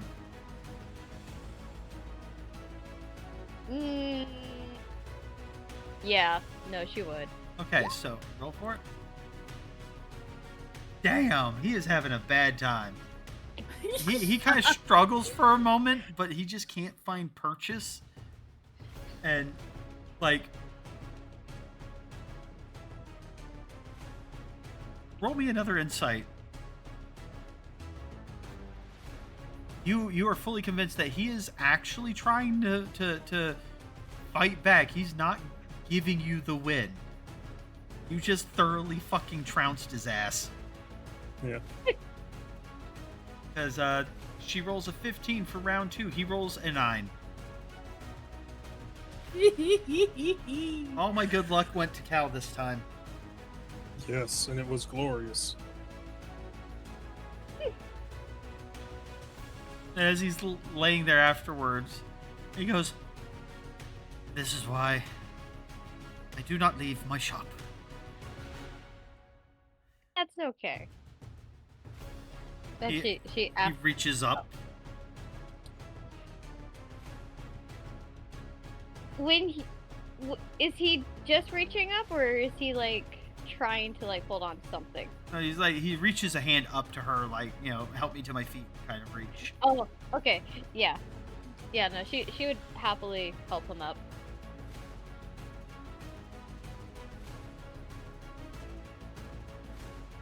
Ebony slowly slides and saw takes a that. picture. I saw that. Roll perception. Oh no, I'm Ebony, saying roll I saw sleight that. of hand. Oh, no. I meant more of the flicking between the pages on my character sheet, but I can. Hell yeah. I'm not great at this, but I'm gonna do it anyways for the shits and giggles. Oh yeah, you are subtle as a fucking moose. And Cell, in spite of the fact that you have that man standing in front of you, you notice.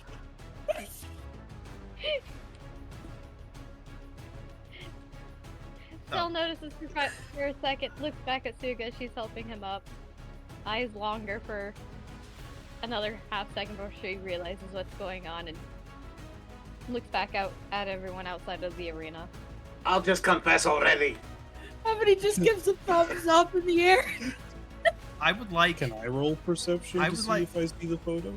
I would like for everybody that's watching this exchange between Cell and Suga to roll me insight checks. Oh god. Oh, here we go. Nope. All right, Ebony, My you best- are the only one who can tell. I'm going to whisper it to you. Oh no! Oh my. Yeah! No. Your best friend gets to see stuff. As unfortunately, Ebony just is like leans back and's like, oh.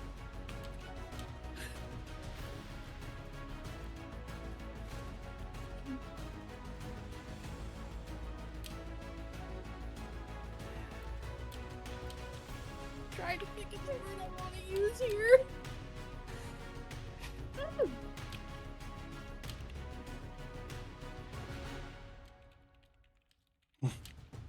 Mm?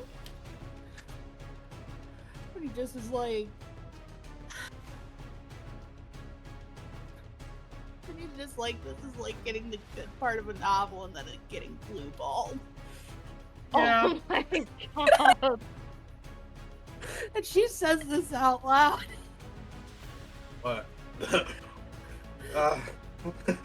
Like, hearing her say that, I know what she means, and I'm just like, ah. Blue ball's like an orb? Sure. Cal kind of sits there and goes, all right. Now that that's all done, he looks over towards Pepper. He goes, or looks, no, he doesn't look at Pepper. He kind of looks at everybody. He goes, I won't speak for anyone else, but before I do anything else this day, I'm going to head to the bathhouse.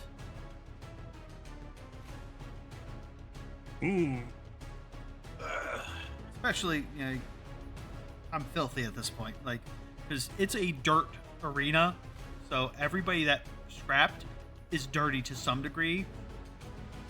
I would have to say the cleanest person that scrapped is Cell. His cheeks literally folded him in a millisecond. She Wait, almost hold folded on, him hold on. in his clothes.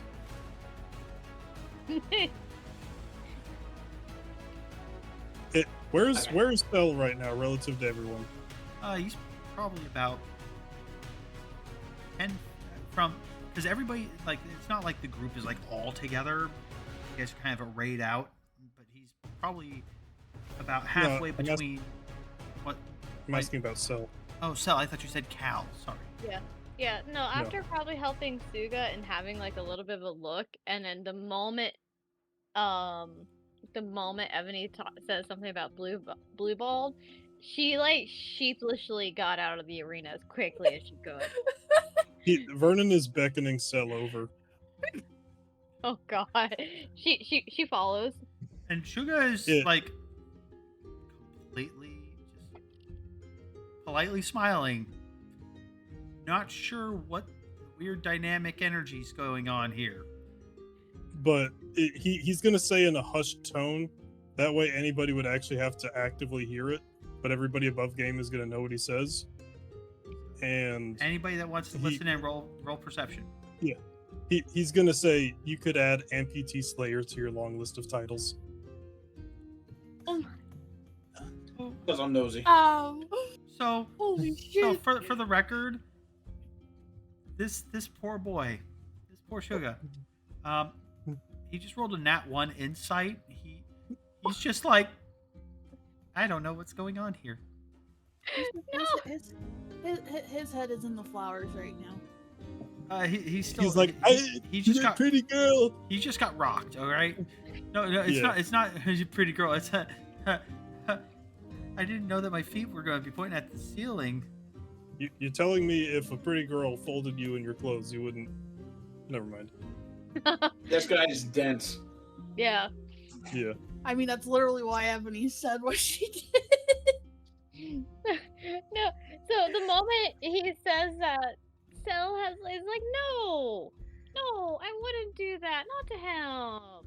As she kind of goes back to like more of like Suga's side of the like room, and like it's kind of like standing in between like Ebony and Suga, even though Suga's probably still in the arena, like kind of like that distance.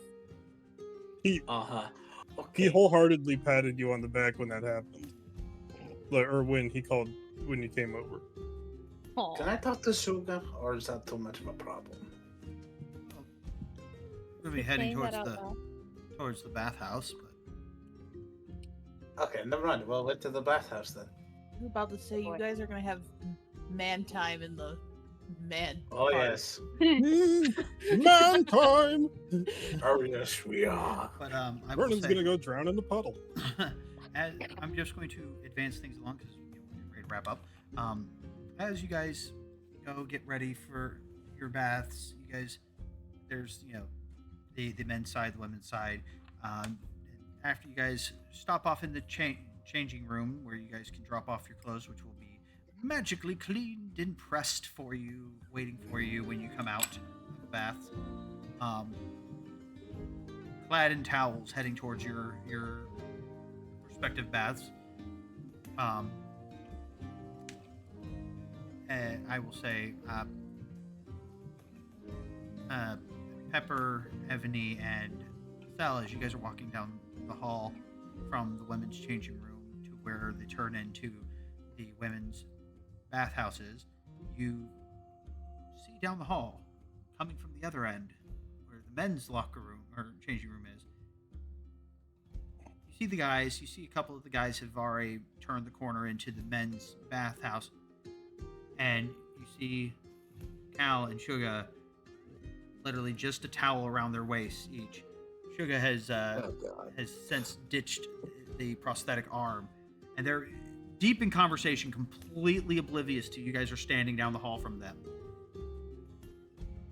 as they turn the corner into their bathhouse. Cell just like she was about to make a step when she saw all the guys on the other end, and she was just watching them. But the moment she realizes, like she clocks where Suga is at and how he's looking, she just stops and watches. Ebony's eyes are just dilating right now. Can we see Target them acquired. just standing there? You can roll a perception if you wish, as you With might have been- disadvantage because of the eye patch? Yeah, depth perception, Can I roll a wisdom save to myself? certainly. Actually, I will say, with that perception, actually, you do see them. You don't. You can't quite glean that they're. You can't be absolutely certain that they are hard stuck staring. Pepper, however, is pantomiming while she's fluttering in the air above them, raffling. She's hovering in the air, but from your point of view, Lucky, you see her clutching her midsection as she's rocking backwards and kicking the air. She's doing this silently because she doesn't want to tip them off, but she's trying to signal to you that this is hilarious. Right, I get that instantly. As I have an evil grin as I walk into the bath with everyone else. Ebony's head just looks towards the ceiling, takes a deep breath, and just kind of like shakes her head. Don't think about that. Don't think about that. As she starts going into the her own bath. Were you whispering that out loud? She was saying that out loud, yeah. Yeah, and as you three turn the corner into the women's bathhouse, Pepper goes, "It's okay to think about a snack every once in a while."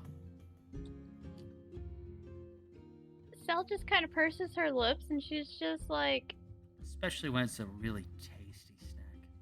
And with that, we end tonight's session.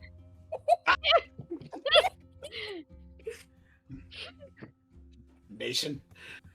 Thank you guys for playing with me tonight. This was a lot of fun for me. I hope it was a lot of fun for you guys. I have fun. Did you? Give me just a few moments. I'm going to wrap up the stream and raid out, and I will be back to chat with you guys here shortly. may not be on long. But have a good night. Yeah, I won't be on long either myself. Yeah, I'm about to go to bed. It is late. So, good night. You're lucky I controlled myself, Juicy. You are lucky. All right, I'll be right back. Thank you guys for hanging out. Thank you to all my wonderful players for playing with me. I had entirely, well, I won't say too much fun, but I had so much fun. But that said, the next stream will be. Oh, I am so sorry. I completely missed that raid. Oh. So for anybody that's still hanging out, we're going to do a quick shout out for Steel Wolf Sentinel. He's one of my best friends. I have been friends with him for many, many moons. But yes, if you like adventure RPGs, a lot of different shooter games, he's got a lot of good content that he puts out. So go ahead and toss him a follow if that is what you are interested in. Good guy, love him to death. But for now, we are going to prepare to raid out to DG Online. They're doing some Dungeons and Dragons. /raid. So here's our sub raid, our follow raid. That. Thank you guys for hanging out. Our next stream will be next Sunday. We're doing some more Dungeons and Dragons, the Strixhaven campaign, and the next stream of Shadows, this campaign will be not next Monday, but the Monday after. So see you guys then. Take care. Choose kindness. Stay safe, and until next time, stay weird, my friends.